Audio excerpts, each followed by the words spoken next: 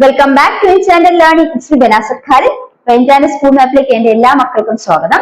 അപ്പൊ കഴിഞ്ഞ 2-3 ക്ലാസ്സിൽ നമ്മൾ SS ആണ് പഠിച്ചത് അല്ലെ. അപ്പൊ SS ഒരുവിധം നിങ്ങൾ സെറ്റ് ആക്കിയെന്ന് വിശ്വസിക്കുന്നു. അപ്പൊ ഇനി ആരെങ്കിലും എന്തെങ്കിലും പോർഷൻസ് വിട്ടുപോയിട്ടുണ്ടെങ്കിൽ തീർച്ചയായും മക്കളെ ഇനി ഉള്ള സമയം കൊണ്ട് നിങ്ങൾ വേഗം അത് പഠിച്ചു തീർക്കുക. വളരെ കുറച്ച് പോർഷൻസ് നിങ്ങൾക്ക് പഠിക്കാനുള്ളൂ. അത്രയും പോർഷൻസ് നിങ്ങൾ നന്നായി പഠിച്ചാൽ നിങ്ങൾക്ക് പരീക്ഷയ്ക്ക് നല്ലൊരു മാർക്ക് സ്കോർ ചെയ്യാൻ സാധിക്കും. അപ്പം നല്ല ആത്മവിശ്വാസത്തോടുകൂടി അത്രയും പോയിന്റ്സ് നന്നായി മനസ്സിലാക്കി വെക്കുക. അപ്പൊ നമ്മൾ SS കംപ്ലീറ്റ് ചെയ്തോ തീർച്ചയായും നമുക്ക് ആ ഒരു പരീക്ഷയ്ക്ക് നല്ല മാർക്ക് തന്നെ ലഭിക്കുമെന്ന് ഞാൻ വിശ്വസിച്ചോളൂ. അടുത്ത നമ്മൾ ഇന്ന് പഠിക്കാൻ പോകുന്നത് സയൻസ് ആണ്. സയൻസിൽ മാർക്ക് കുറഞ്ഞിരിക്കുന്ന മക്കൾ തീർച്ചയായും ഈ ക്ലാസ് ഉപയോഗപ്പെടുത്തണം. അപ്പൊ സയൻസിൽ നമ്മൾ രസതന്ത്രമാണ് ഇനി നോക്കാൻ പോകുന്നത്. അപ്പോൾ സയൻസ് വിഷയങ്ങൾക്ക് മാർക്ക് കുറഞ്ഞ മക്കളെ യാതൊന്നുകൊണ്ട് വിഷമിക്കേണ്ട. നമ്മൾ ഈ കുറച്ച് ക്ലാസ്സുകൾ കൊണ്ട് തന്നെ സയൻസ് വിഷയങ്ങളും സെറ്റ് ആക്കുന്നതാണ്. അപ്പൊ ഈ ക്ലാസ് നിങ്ങൾ നന്നായി പ്രയോജനപ്പെടുത്തുക. അപ്പൊ നമുക്ക് സയൻസിൽ എവിടെയൊക്കെയാണ് തെറ്റ് പറ്റിയെന്ന് നമുക്കിത് പഠിക്കുമ്പോൾ തന്നെ മനസ്സിലാവും. അപ്പൊ തീർച്ചയായും നിങ്ങൾ ആ തെറ്റുകൾ മനസ്സിലാക്കി പഠിച്ചാൽ അതിന് നിങ്ങൾക്ക് ആ ഒരു സബ്ജക്ട് നിങ്ങൾക്ക് നല്ലൊരു മാർക്കിലേക്ക് എത്താൻ സാധിക്കും. അപ്പൊ അതിന് എന്റെ ഭാഗത്തു നിന്നുള്ള സഹായം എന്നെ കൊണ്ടാവുന്ന വിധ സഹായങ്ങൾ ഞാൻ നൽകുന്നതായിരിക്കും. അപ്പൊ ഈ ക്ലാസ് നിങ്ങൾ ഉപയോഗപ്പെടുത്തുക. അപ്പൊ നമുക്ക് ഇന്ന് ക്ലാസ്സിലേക്ക് കിടക്കാം.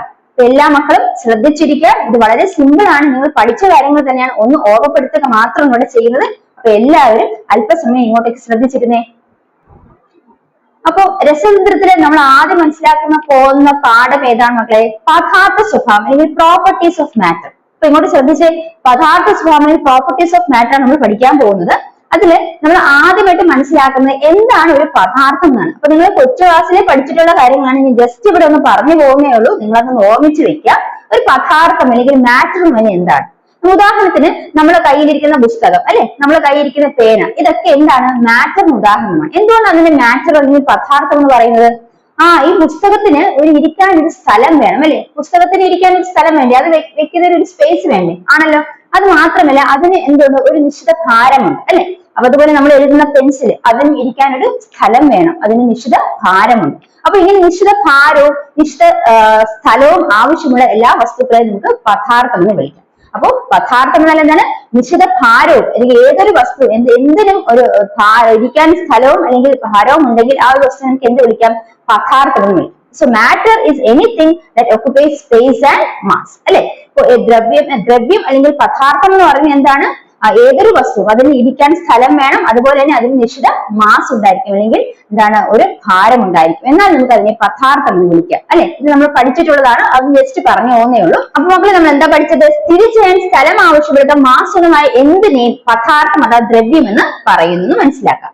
ഇനി നമ്മളിവിടെ മനസ്സിലാക്കേണ്ടത് ഈ പദാർത്ഥങ്ങൾ എന്ന് പറയുന്നത് അല്ലെങ്കിൽ ഈ പദാർത്ഥങ്ങള് പ്രധാനമായും എത്ര അവസ്ഥയിലാണ് സ്ഥിതി ചെയ്യുന്നത്. അപ്പൊ നമുക്കറിയാം, ഇപ്പൊ നമ്മള് പല പദാർത്ഥങ്ങളെ നമ്മളെ ഉദാഹരണമായിട്ട് എടുക്കുകയാണ്, എക്സാമ്പിൾസ് ആയിട്ട് എടുക്കുകയാണെങ്കിൽ നമ്മുടെ കയ്യിൽ ഇരിക്കുന്ന ഈ പുസ്തകം എന്ന് പറയുന്ന ഒരു പദാർത്ഥമാണ് മനസ്സിലാക്കി. കാരണം എന്താ? അതിന് സ്ഥിതി ചെയ്യാൻ സ്ഥലം വേണം, അതിന് നിശ്ചിത മാസമുണ്ട് അല്ലെങ്കിൽ ഒരു ഭാരമുണ്ടെന്ന് മനസ്സിലാക്കി. അതുകൊണ്ട് അതിനെ നമ്മൾ പദാർത്ഥം എന്ന് വിളിച്ചു അല്ലെ, അല്ലെങ്കിൽ മാറ്റർ എന്ന് വിളിച്ചു. ഇനി ഇവയ്ക്ക് എന്താണ് നമ്മൾ പറഞ്ഞ ഇവ ഏത് അവസ്ഥയിലിരിക്കും? പദാർത്ഥങ്ങൾക്ക് പ്രധാനമായും 3 അവസ്ഥകളാണെന്നുള്ളത് മനസ്സിലാക്കുക. അപ്പൊ നമ്മൾ ഉദാഹരണത്തിന് നമ്മളിപ്പോ ജലം എടുക്കുകയാണ് അല്ലെ. ജലത്തിന് ഏതൊക്കെ അവസ്ഥയിലിരിക്കാൻ സാധിക്കും? ജലത്തിന് ഐസ് ആയിട്ടിരിക്കാൻ. നമ്മൾ ജലത്തിന് ഫ്രിഡ്ജിൽ വെച്ച് തണുപ്പിക്കുമ്പോൾ അത് ഐസ് ആയിട്ടിരിക്കും അല്ലെ, ഐസ് ആകും. ഇനി ഇതേ ജലത്തിന് ഇതേ ഐസിന് നമ്മൾ പുറത്തെടുത്ത് കുറച്ചു നേരം വെച്ചിരുന്നാൽ അത് എന്തായിട്ട് മാറും? അത് വെള്ളമായിട്ട് മാറും. അപ്പൊ എന്താണ്? ജലം നമ്മൾ തണുപ്പിക്കുമ്പോൾ അത് എന്താകുന്നു? ഐസ് ആകുന്നു. അതിനെ നമ്മൾ ചൂടാക്കുമ്പോൾ അല്ലെങ്കിൽ അതിന്റെ തണുപ്പ് മാറുമ്പോൾ അതെന്താകുന്നു? അത് വെള്ളമായി മാറുന്നു. ഇനി ഈ വെള്ളത്തിന് നമ്മൾ ചൂടാക്കുമ്പോൾ അത് എന്തായിട്ട് മാറുന്നു? അത് നീരാവിയായിട്ട് മാറും അല്ലെ. അപ്പൊ ജലത്തിന് ഏതൊക്കെ അവസ്ഥയിൽ ഇരിക്കാൻ സാധിക്കുന്നു? ജലത്തിന് ഐസിന്റെ അവസ്ഥയിലിരിക്കുക, ഐസായിട്ടിരിക്കാൻ സാധിക്കുന്നു, അതുപോലെ ദ്രാവകമായിട്ടിരിക്കാൻ സാധിക്കുന്നു, അതുപോലെ എന്താണ്? വായുവായിട്ട് പോകാനും സാധിക്കുന്നു. അതായത് ജലത്തിന് 3 അവസ്ഥകൾ ഇരിക്കാൻ സാധിക്കുന്നു. അപ്പൊ ജലം എന്ന് പറയുന്നത് എന്താണ്? ഒരു പദാർത്ഥമാണ് അല്ലെ. ജലം എന്ന് പറഞ്ഞ പദാർത്ഥമാണ്. കാരണം എന്താണ്? അതിനിരിക്കാൻ സ്ഥലം വേണം അല്ലെ, അതിനിരിക്കാൻ സ്ഥലം വേണം, അതുപോലെ നിശ്ചിത ഭാരമുണ്ട്. അപ്പൊ അതുകൊണ്ട് ജലം ഒരു പദാർത്ഥമാണ്. അപ്പൊ വാട്ടറിന് 3 ഫോംസിൽ എക്സിസ്റ്റ് ചെയ്യാൻ പറ്റും. അല്ലെങ്കിൽ ജലം എന്ന പദാർത്ഥത്തിന് 3 വ്യത്യസ്ത അവസ്ഥകളിൽ ഇരിക്കാൻ സാധിക്കും. ഏതൊക്കെയാണ് വ്യത്യസ്ത അവസ്ഥകള്? അത് ഐസ് എന്ന് പറയുമ്പോൾ അതിന് ഖര അവസ്ഥയാണ് അല്ലെ, ഖരമായിട്ടിരിക്കാൻ സാധിക്കും. ഇനി അത് ലിക്വിഡ് അത് അലിയുമ്പോൾ എന്താകുന്നു? വെള്ളമാകുന്നു അല്ലെ. അപ്പൊ അത് ലിക്വിഡ് അവസ്ഥ അല്ലെങ്കിൽ ദ്രാവക അവസ്ഥയിലേക്ക് പോകുന്നു. അപ്പൊ ഖരമാകുന്നു, ദ്രാവകമാകുന്നു. ഇനി ഈ വെള്ളത്തിന് നമ്മൾ ചൂടാക്കുമ്പോൾ എന്താ പുറത്തോട്ട് പോകുന്ന കാരണം ആവി, നീരാവി പുറത്തു പോകുന്നതായിട്ട് കാണാം അല്ലെ. അപ്പൊ അതെന്താണ്, വാതകമായിട്ട് ജലത്തിന് പോകാൻ സാധിക്കുന്നതാണ് അത് മനസ്സിലാക്കുന്നത്. അപ്പൊ എന്താണ്, ജലത്തിന് 3 അവസ്ഥകൾ ഇരിക്കാൻ സാധിക്കും. അതുപോലെ ഏത് പദാർത്ഥത്തിനും എന്തായിരിക്കും, 3 അവസ്ഥകൾ ഇരിക്കാൻ സാധിക്കും. പദാർത്ഥമാണെങ്കിൽ പദാർത്ഥത്തിന് എത്ര അവസ്ഥകളുണ്ട്, 3 അവസ്ഥകളുണ്ട്. ഖരം, ദ്രാവകം, വാതകം, അല്ലെങ്കിൽ എന്താണ്, സോളിഡ്, ലിക്വിഡ്, വേപ്പർ. അപ്പൊ ആ 3 അവസ്ഥകൾ നമുക്ക് അറിയുന്ന കാര്യമാണ്, പഠിച്ചിട്ടുള്ളതാണ് അല്ലെ. ഇനി നമ്മൾ മനസ്സിലാക്കേണ്ട പ്രധാനപ്പെട്ട വ്യത്യാസങ്ങൾ എന്തൊക്കെയാണ്? ഖരം, അതുപോലെ ദ്രാവകം, വാതകം, ഇവയ്ക്ക് 3നും വ്യത്യാസങ്ങളുണ്ടോ? ഏതൊക്കെ കാര്യങ്ങളാണ് ഇവ വ്യത്യാസപ്പെട്ടിരിക്കുന്നത്? അത് നമ്മൾ മനസ്സിലാക്കേണ്ട ഒരു കാര്യമാണ്. കാരണം പരീക്ഷയ്ക്ക് ചോദിക്കാവുന്ന ഒരു കാര്യമാണ്. അതായത് ഇപ്പൊ ഖരം എന്ന് പറയുന്നത്, അതിന് നമ്മൾ പറഞ്ഞു മാസ് ഉണ്ട് അല്ലെ. മാസ് എന്ന് പറയുന്നത് ഉണ്ടായിരിക്കണം ഒരു പദാർത്ഥമാണെങ്കിൽ, മാറ്റർ ആണെങ്കിൽ അതിന് മാസ് ഉണ്ടായിരിക്കണം. അപ്പൊ ഖരവും ദ്രാവകവും വാതകങ്ങൾക്കും എന്തുണ്ട്, മാസ് ഉണ്ട്. ആ കാര്യത്തിൽ യാതൊരു സംശയവും വേണ്ട അല്ലെ. ഖരത്തിലും ദ്രാവകത്തിലും വാതകത്തിനും എന്തുണ്ട്, നിശ്ചിത മാസ് ഉണ്ട്, അല്ലെങ്കിൽ വ്യാപ്തമുണ്ട്. ഇനി രണ്ടാമത് വ്യാപ്തമുണ്ടോ എന്ന് പറയുന്നത്, മാസം ഉണ്ടെങ്കിൽ തീർച്ചയായും വ്യാപ്തമുണ്ട്. അപ്പം ഖരത്തിനും ദ്രാവകത്തിനും വാതകത്തിനും എന്തുണ്ട്, അതുപോലെ എന്താണ്, നമുക്ക് മാസ് ഉണ്ട് നമ്മൾ മനസ്സിലാക്കി. ഇനി ഖരത്തിനും ദ്രാവകത്തിനും വാതകത്തിനും എടുക്കുകയാണെങ്കിൽ അതിന്റെ ആകൃതി നോക്കും. അപ്പൊ ഖരം, വാതകം, ദ്രാവകം, മാസ് ഉണ്ടോ, വ്യാപ്തമുണ്ടോ, ആകൃതി ഉണ്ടോ, നമുക്ക് നോക്കാം. ഇനി ഇങ്ങോട്ട് നോക്കൂ മക്കളെ, നമ്മുടെ സംശയം ഇവിടെ തീർത്തു പോകാം. നമുക്ക് നോക്കാം മാസ് അല്ലെ. മാസ്, നമ്മൾ പറഞ്ഞ പദാർത്ഥങ്ങൾക്ക് നിശ്ചിത ഭാരമുണ്ട്, അല്ലെങ്കിൽ മാസ് ഉണ്ട്, അല്ലെങ്കിൽ അതിന് സ്ഥിതി ചെയ്യാൻ സ്ഥലം ആവശ്യമുണ്ട്. അതുകൊണ്ടാണ് അവയെ പദാർത്ഥം എന്ന് വിളിക്കുന്നത്. അപ്പൊ പദാർത്ഥമാണ് ഖരം, ദ്രാവകം, വാതകം എന്ന് പറഞ്ഞ പദാർത്ഥങ്ങളുടെ 3 അവസ്ഥകളാണ്. അതുകൊണ്ട് അവയ്ക്ക് എന്തുണ്ട്, അവയ്ക്ക് 3നും എന്താണ്, മാസ് അഥവാ ഭാരം ഉണ്ടെന്ന് മനസ്സിലാക്കുക. രണ്ടാമത് മാസ് ഉണ്ടെങ്കിൽ എന്തുണ്ട്, വ്യാപ്തവുമുണ്ട്. ഖരത്തിനും ദ്രാവകത്തിനും വാതകത്തിനും എന്തുണ്ട്, വ്യാപ്തവുമുണ്ട്. അടുത്ത് മനസ്സിലാക്കേണ്ട ആകൃതി അല്ലെങ്കിൽ ഷേപ്പ്. ആകൃതി അല്ലെങ്കിൽ ഷേപ്പ് ഇവിടെ മനസ്സിലാക്കേണ്ടത്, ഖരവസ്തുക്കൾക്ക് എന്തുണ്ട്, ഉദാഹരണത്തിന് പേന അല്ലെ, ഇതൊരു ഖരവസ്തുവാണ്, ഇതിന് എന്തുണ്ട്, ഇതിനൊരു ഷേപ്പ് ഉണ്ട്, ആകൃതി ഉണ്ട്.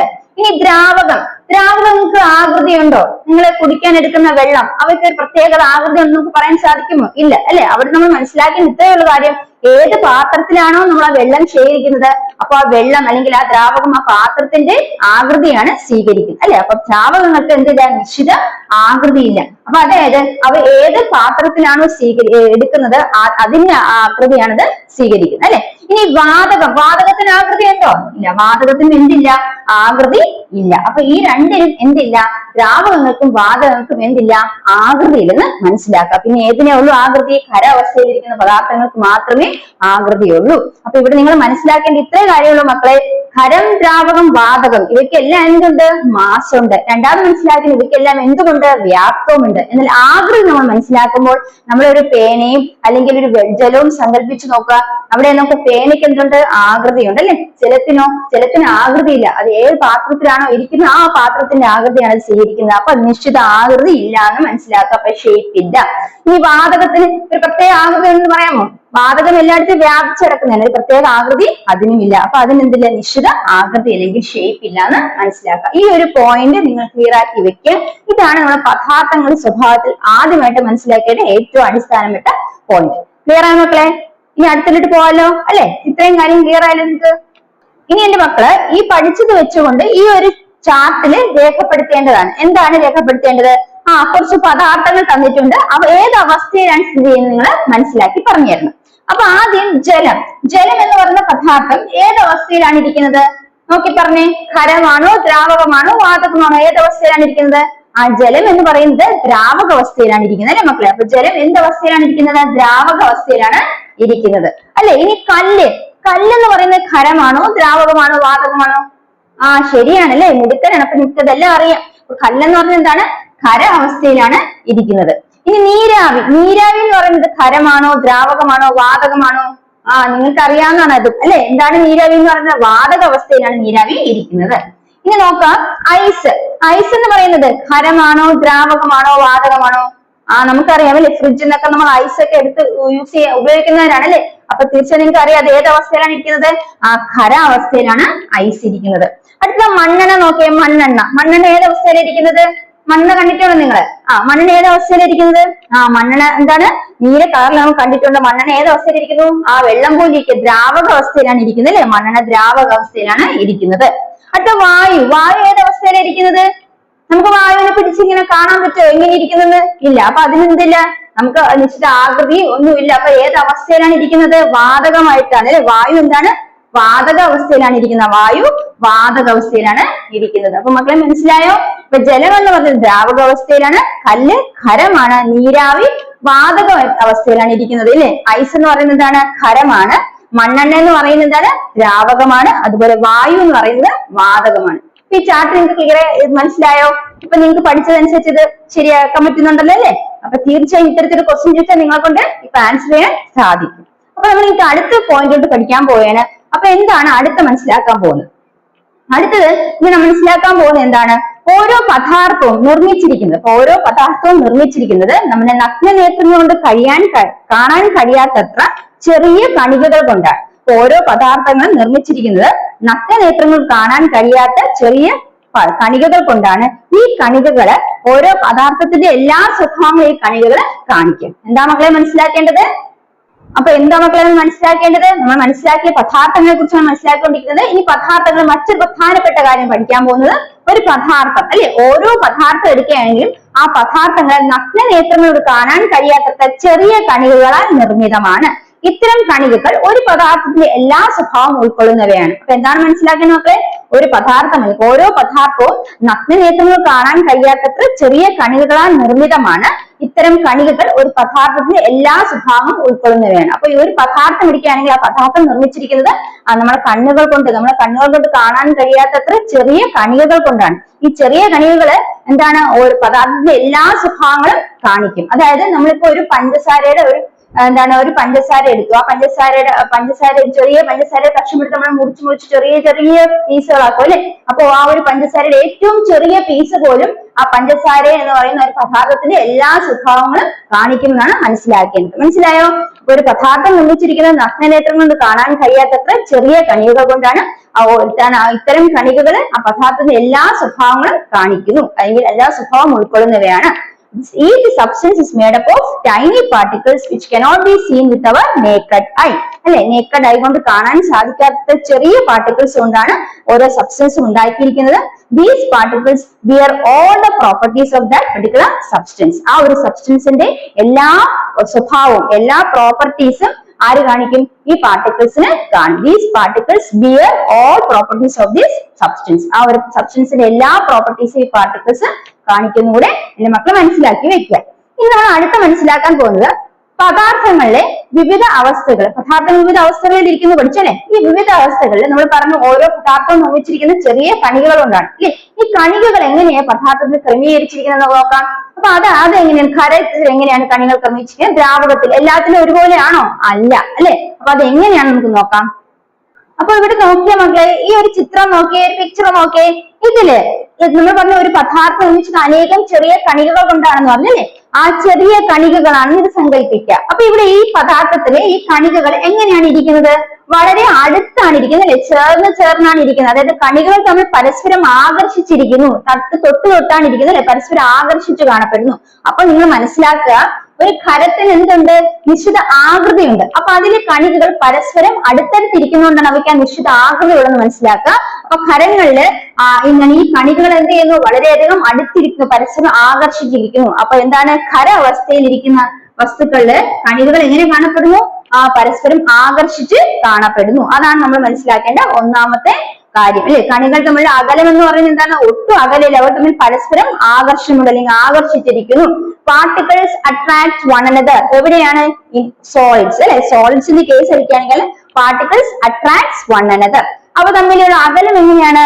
അകലമുണ്ടോ? ഇല്ല, അവ തമ്മിൽ ഒരു അകലവുമില്ല, ഒരു ഡിസ്റ്റൻസും അവർ തമ്മിൽ ഇല്ല. കണികൾ തമ്മിൽ ഒരു ഡിസ്റ്റൻസ് ഇല്ല. എവിടെ? ഏതവസ്ഥയില? ഖരമായിരിക്കുന്ന അവസ്ഥയിൽ. ഖരാവസ്ഥയിലെ കണികൾ എന്താണ്? ചേർന്നിരിക്കുന്നു, കണികൾ പരസ്പരം ആകർഷിക്കുന്നു, കണികൾ തമ്മിൽ വളരെ ആകർഷണമുണ്ട് എന്ന് മനസ്സിലാക്കുക. Particles attract each other. എവിടെയാണ്? ഇൻ കേസ് ഓഫ് സോളിഡിന്റെ അവസ്ഥയിൽ. ഇനി നമ്മൾ നോക്കാം, ഇവിടെ എന്താണ്? കണികകൾ പരസ്പരം ആകർഷിച്ചിരിക്കുന്നു. എന്നാൽ ഇവിടെയോ? ഇവിടെ ഒരു ആകർഷണം കുറച്ച് കുറവാണ് അല്ലെ. കുറച്ച് കണികകൾ, അത്രത്തോളം ആകർഷണം ഇവിടെ ഇല്ല. അപ്പൊ ഇവിടെ മനസ്സിലാക്കാം, ഇത് ദ്രാവക അവസ്ഥയിൽ ഇരിക്കുന്നവയാണ്. അപ്പൊ ദ്രാവക അവസ്ഥയിൽ ഇരിക്കുന്ന പദാർത്ഥങ്ങളിൽ കണികകൾ തമ്മിൽ ആകർഷണം കുറവായിരിക്കും. മനസ്സിലായോ? ഇനി ഖരാവസ്ഥയാണ്, ഇത് ഖരാവസ്ഥയാണ്. അപ്പൊ നമ്മൾ മനസ്സിലാക്കേണ്ടത് വാതകങ്ങളിൽ വ്യാപിച്ചു കിടക്കും. അപ്പൊ വാതകങ്ങളിൽ എന്തുണ്ട്? കണികകളുണ്ട്. പക്ഷെ അവയുടെ കണികൾ എന്ന് പറയുന്നത് ആകർഷണം കുറവായിരിക്കും. അതിങ്ങനെ വ്യാപിച്ചു കിടക്കുക പല സ്ഥലത്തേക്ക് മാറി മാറി അതായത് ദൂരെ ദൂരെ അകന്ന് കാണപ്പെടുന്നത്. അപ്പൊ ഖരാവസ്ഥയിൽ ഇവിടെ വാതക അവസ്ഥയാകുമ്പോഴത്തേക്കും ഇതെന്താ സംഭവിക്കുന്നത്? അവയ്ക്ക് തമ്മിലുള്ള അകലം വർദ്ധിക്കുന്നു. കണികൾ തമ്മിലുള്ള അകലം വർദ്ധിക്കുകയാണ് ഇവിടെ ചെയ്യുന്നത്. അപ്പൊ മക്കളെ മനസ്സിലാക്കുക, ഇവിടെ ഖരാവസ്ഥയില് കണികകൾ പരസ്പരം ആകർഷിച്ചു അടുത്തടുത്താണ് ഇരിക്കുന്നത്. അവ തമ്മിൽ അകലം കുറവായിരിക്കും അല്ലെ. ഖരാവസ്ഥയില് കണികകൾ തമ്മിൽ ആകർഷിച്ച് കാണപ്പെടുന്നു. കണികൾ തമ്മിലുള്ള ആകർഷണം കൂടുതലായിരിക്കും. ഇനി ഖരാവസ്ഥയിൽ ആകർഷണം കൂടുതലായിരിക്കും. അപ്പോ തമ്മിലുള്ള അകലം എങ്ങനെയായിരിക്കും? അകലം ഒട്ടും ഇല്ല, അകലമില്ല. ഇനി അടുത്ത മനസ്സിലാക്കേണ്ടത് ഇവയുടെ ഊർജം എങ്ങനെയായിരിക്കും? ഇവയ്ക്ക് ഊർജം, അതിനു മുമ്പ് നമ്മൾ ഇവിടെയും കൂടെ നോക്കാം. ദ്രാവകാവസ്ഥയിലെ കണികൾ എങ്ങനെ ഇരിക്കുന്നു? കണികൾ കുറച്ച് അകർച്ചയിലാണ് ഇരിക്കുന്നത്. അവ തമ്മിൽ അത്രത്തോളം ആകർഷണമില്ല. അപ്പൊ എന്താണ്? അവ തമ്മിൽ കുറച്ച് അകലം ഉണ്ടായിരിക്കും. ആകർഷണം കുറയുന്നു. അപ്പൊ അവ തമ്മിലുള്ള അകലം എങ്ങനെ ഇരിക്കും? അകലം കൂടുന്നു, കുറവാണോ? ഇല്ല, അവ തമ്മിൽ ഈ ഖരം അപേക്ഷിച്ച് കുറച്ചും കൂടെ അകലം ഉണ്ട് അല്ലെ. ഇനി വാതകാവസ്ഥയിൽ പോകുമ്പോൾ ഇവ തമ്മിൽ കണികകൾക്ക് അകലം കൂടുകയല്ലേ ചെയ്യുന്ന? കണികൾ തമ്മിൽ പരസ്പരം കുറച്ച് ദൂരെയാണ് സ്ഥിതി ചെയ്യുന്നത് അല്ലെ. അപ്പൊ കണികൾക്കിടയിൽ അകലം ഉണ്ടാകുന്നു, അവരുടെ ആകർഷണം കുറയുകയാണ് ചെയ്യുന്നത്. അപ്പൊ ഈ ഒരു പോയിന്റ് മനസ്സിലാക്കാം. ഖരാവസ്ഥയിൽ കണികളുടെ ആകർഷണം കൂടുതലായിരിക്കും. ദ്രാവകാവസ്ഥയിൽ കുറച്ചുകൂടി ആകർഷണം കുറവായിരിക്കും. എന്നാൽ വാതകാവസ്ഥയിൽ ഒട്ടും തന്നെ ആകർഷണം ഇല്ലായിരിക്കും. അതായത് വാതകാവസ്ഥയിൽ എത്തുമ്പോഴത്തേക്കും അവ തമ്മിൽ എങ്ങനെയായിരിക്കും? അകലം കൂടുകയാണ് ചെയ്യുന്നത്. അപ്പൊ ഇനി മനസ്സിലാക്കേണ്ടത് ഇവിടെ 3 കാര്യങ്ങൾ മനസ്സിലാക്കി. ഏതിനാണ് കണികകൾ, ഏതിലുള്ള പദാർത്ഥങ്ങൾ ഏത് അവസ്ഥയിലാണ് കണികൾ പരസ്പരം ആകർഷിക്കുന്നത് ചോദിച്ചാൽ എന്ത് പറയാം? ഖരാവസ്ഥയിൽ അല്ലെ. ഇനി ഏത് പദാർത്ഥങ്ങളുടെ അവസ്ഥയിലാണ് കണികകൾ തമ്മിലുള്ള ആകർഷണം വളരെ കുറവ് എന്ന് വെച്ചാൽ ഇതാണ് വാതകാവസ്ഥയിൽ. ഒട്ടും തന്നെ ആകർഷണം, അവിടെ അകലം ഏറ്റവും കൂടുതലായിരിക്കും അല്ലെ. ഇനി ഇവിടെ പറയുന്ന വാതകാവസ്ഥയിൽ ഈ പറയുന്ന ദ്രാവകാവസ്ഥയിൽ കണികളുടെ അകലം എന്ന് പറയുന്നത് കുറച്ച് കുറവായിരിക്കും. ഖരാവസ്ഥയെ നോക്കുമ്പോഴത്തേക്കും ദ്രാവകാവസ്ഥയിലാകുമ്പോഴത്തേക്കും കണികളുടെ അകലം കുറച്ച് കുറവാണ് അല്ലെ. എന്താണ്? കണികൾ ആകർഷണം കുറച്ച് കുറവാണ്, അകലമല്ല ആകർഷണം കുറവാണ്. ദ്രാവകവും ഖരവും തമ്മിൽ നമ്മൾ നോക്കുമ്പോഴത്തേക്കും ഏതിനായിരിക്കും കണികൾ ആകർഷണബലം കൂടുതൽ ഖരാവസ്ഥയിലായിരിക്കും. എന്നാൽ ദ്രാവകാവസ്ഥ വരുമ്പോഴത്തേക്കും ആകർഷണം കുറയുകയാണ് ചെയ്യുന്നത്. വാതകമാകുമ്പോൾ ഒട്ടും തന്നെ ആകർഷണമില്ലെന്ന് മനസ്സിലാക്കി വെക്കുക. ഇനി ഇവിടെ ദ്രാവകാവസ്ഥയില് എന്താണ്? ഈ പാർട്ടിക്കിൾസ് ദ്രാവകമാണല്ലോ. ഇവിടെ എന്താണ്?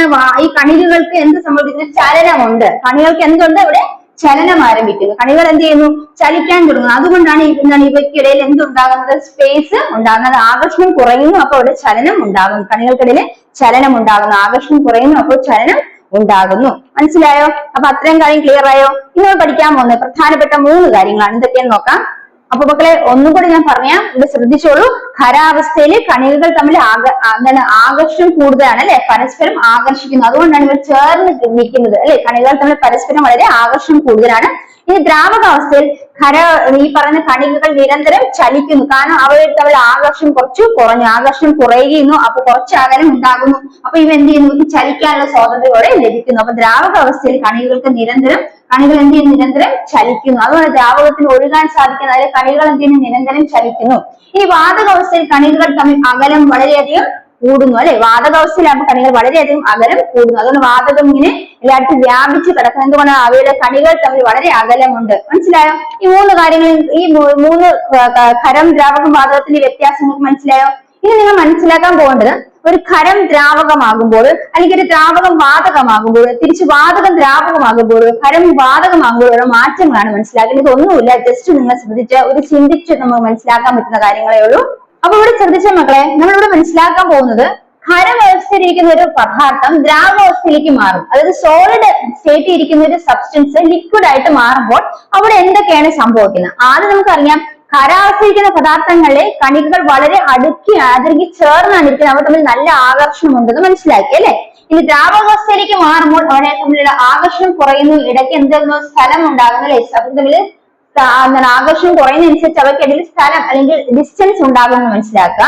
അപ്പൊ ഇവിടെ ഖരാവസ്ഥയിരിക്കുന്ന പദാർത്ഥം ദ്രാവകമായിട്ട് മാറുമ്പോൾ അതിന്റെ പാർട്ടിക്കിൾസിന്റെ മൂവ്മെന്റ് എന്താകുന്നു? അതായത് ഇവ തമ്മിൽ അടുക്കിയിരിക്കുമ്പോൾ അവിടെ പാർട്ടിക്കിൾസിന്റെ ചലനം, അതായത് കണികൾ ചലനമുണ്ടോ? ചലന സ്വാതന്ത്ര്യമുണ്ടോ? അവിടെ ഇല്ല. കണികൾക്ക് ചലന സ്വാതന്ത്ര്യം ഇല്ല. എന്നാൽ ഖരാവസ്ഥയിലിരിക്കുന്ന പദാർത്ഥം ദ്രാവകാവസ്ഥയിലേക്ക് പോകുമ്പോൾ ഇവ തമ്മിലിടയിൽ എന്തുണ്ട്? ആകർഷണം കുറയുന്നു. കുറച്ച് എന്താണ് സ്പേസ് വരുന്നു. അപ്പൊ അവിടെ എന്താണ് ഈ പാർട്ടിക്കിൾസിന്, ഈ കണികൾക്ക് എന്ത് ലഭിച്ചു? അവിടെ ചലന സ്വാതന്ത്ര്യം ലഭിച്ചു. അപ്പൊ കണികൾക്ക് ചലന സ്വാതന്ത്ര്യം എവിടെയില്ല? ഖരാവസ്ഥയിലിരിക്കുന്ന പദാർത്ഥങ്ങളിലില്ല. എന്നാൽ ദ്രാവകാവസ്ഥയിലോട്ട് മാറുമ്പോൾ അവയ്ക്ക് ചലന സ്വാതന്ത്ര്യമുണ്ട്. കണികൾക്ക് ചലന സ്വാതന്ത്ര്യം കൂടുന്നു. അതായത് മൂവ്മെന്റ് ഓഫ് പാർട്ടിക്കിൾസ് എന്ത് ചെയ്യുന്നുണ്ട്? ഇൻക്രീസ് ചെയ്യുന്നു. പാർട്ടിക്കിൾസിന്റെ മൂവ്മെന്റ് കൂടുന്നു. കണികളുടെ ചലന സ്വാതന്ത്ര്യം കൂടുന്നു. അടുത്തത്, ഇവ തമ്മിൽ എന്താണ് ഇവിടെ സംഭവിച്ചത്? ഖരാവസ്ഥയിലിരിക്കുമ്പോൾ അവ തമ്മിൽ എന്തെങ്കിലും എന്താണ് ദൂരത്തിലാണോ ഇരിക്കുന്നത്, അടുത്താണോ ഇരിക്കുന്നത്? വളരെ അടുത്താണ് സ്ഥിതി ചെയ്യുന്നത് അല്ലേ? അപ്പൊ ഖരാവസ്ഥയിലിരിക്കുന്ന പദാർത്ഥം ദ്രാവകമായിട്ട് മാറും. ഇവയ്ക്കിടയിൽ എന്തുണ്ടാകുന്നു? കുറച്ച് സ്പേസ് ഉണ്ടാകുന്നു, അല്ലെങ്കിൽ സ്ഥലം ഉണ്ടാകുന്നു. അപ്പൊ ഖരം ദ്രാവകത്തിലോട്ട് പോകുമ്പോൾ പാർട്ടിക്കിൾസിന്റെ ഇടയിലുള്ള ഡിസ്റ്റൻസ് അല്ലെങ്കിൽ ദൂരം എന്ത് ചെയ്യുന്നുണ്ട്? കൂടുന്നു അല്ലെ? ഖരത്തിന് ദ്രാവകത്തിലോട്ട് പോകുമ്പോൾ കണികൾക്കിടയിലുള്ള അകലം കൂടുന്നു. കണികൾക്കിടയിലുള്ള അകലം കൂടുന്നു. പാർട്ടിക്കിൾസിനുള്ള ഡിസ്റ്റൻസ് എന്ത് ചെയ്യുന്നു? കൂടുന്നു. എപ്പോഴാ? ഖരത്തിന് ദ്രാവകത്തിലോട്ട് പോകുമ്പോൾ. ഇനി നോക്കൂ, നമ്മൾ പഠിച്ചു പാർട്ടിക്കിൾസ് ഖരത്തിൽ എങ്ങനെയാണ് ഇരിക്കുന്നത്? അടുത്തടുത്താണ് ഇരിക്കുന്നത്. അപ്പൊ അവർക്കുള്ള ആകർഷണം കൂടുതലായിരിക്കും. അപ്പൊ അട്രാക്ഷൻ ബിറ്റ്വീൻ പാർട്ടിക്കിൾസ് അല്ലെങ്കിൽ കണികകൾക്കുള്ള ആകർഷണം, കണികളുടെ ആകർഷണം എങ്ങനെയായിരിക്കും? ഖരാവസ്ഥയിൽ കൂടുതലായിരിക്കും അല്ലെ? എന്നാൽ ദ്രാവകാവസ്ഥയിലോട്ട് പോകുമ്പോൾ കണികൾ തമ്മിൽ ആകർഷണം എന്ത് ചെയ്യുന്നുണ്ട്? ആകർഷണം കുറയുന്നു. അപ്പൊ കണികൾ തമ്മിൽ ആകർഷണം എങ്ങോട്ട് കുറയുന്നു? ഖരത്തിന് ദ്രാവകത്തിലോട്ട് പോകുമ്പോൾ കണികൾ തമ്മിൽ ആകർഷണം എന്ത് ചെയ്യുന്നു? കുറയുന്നു, ഡിക്രീസ് ചെയ്യുന്നു. കിട്ടിയ മക്കളെ?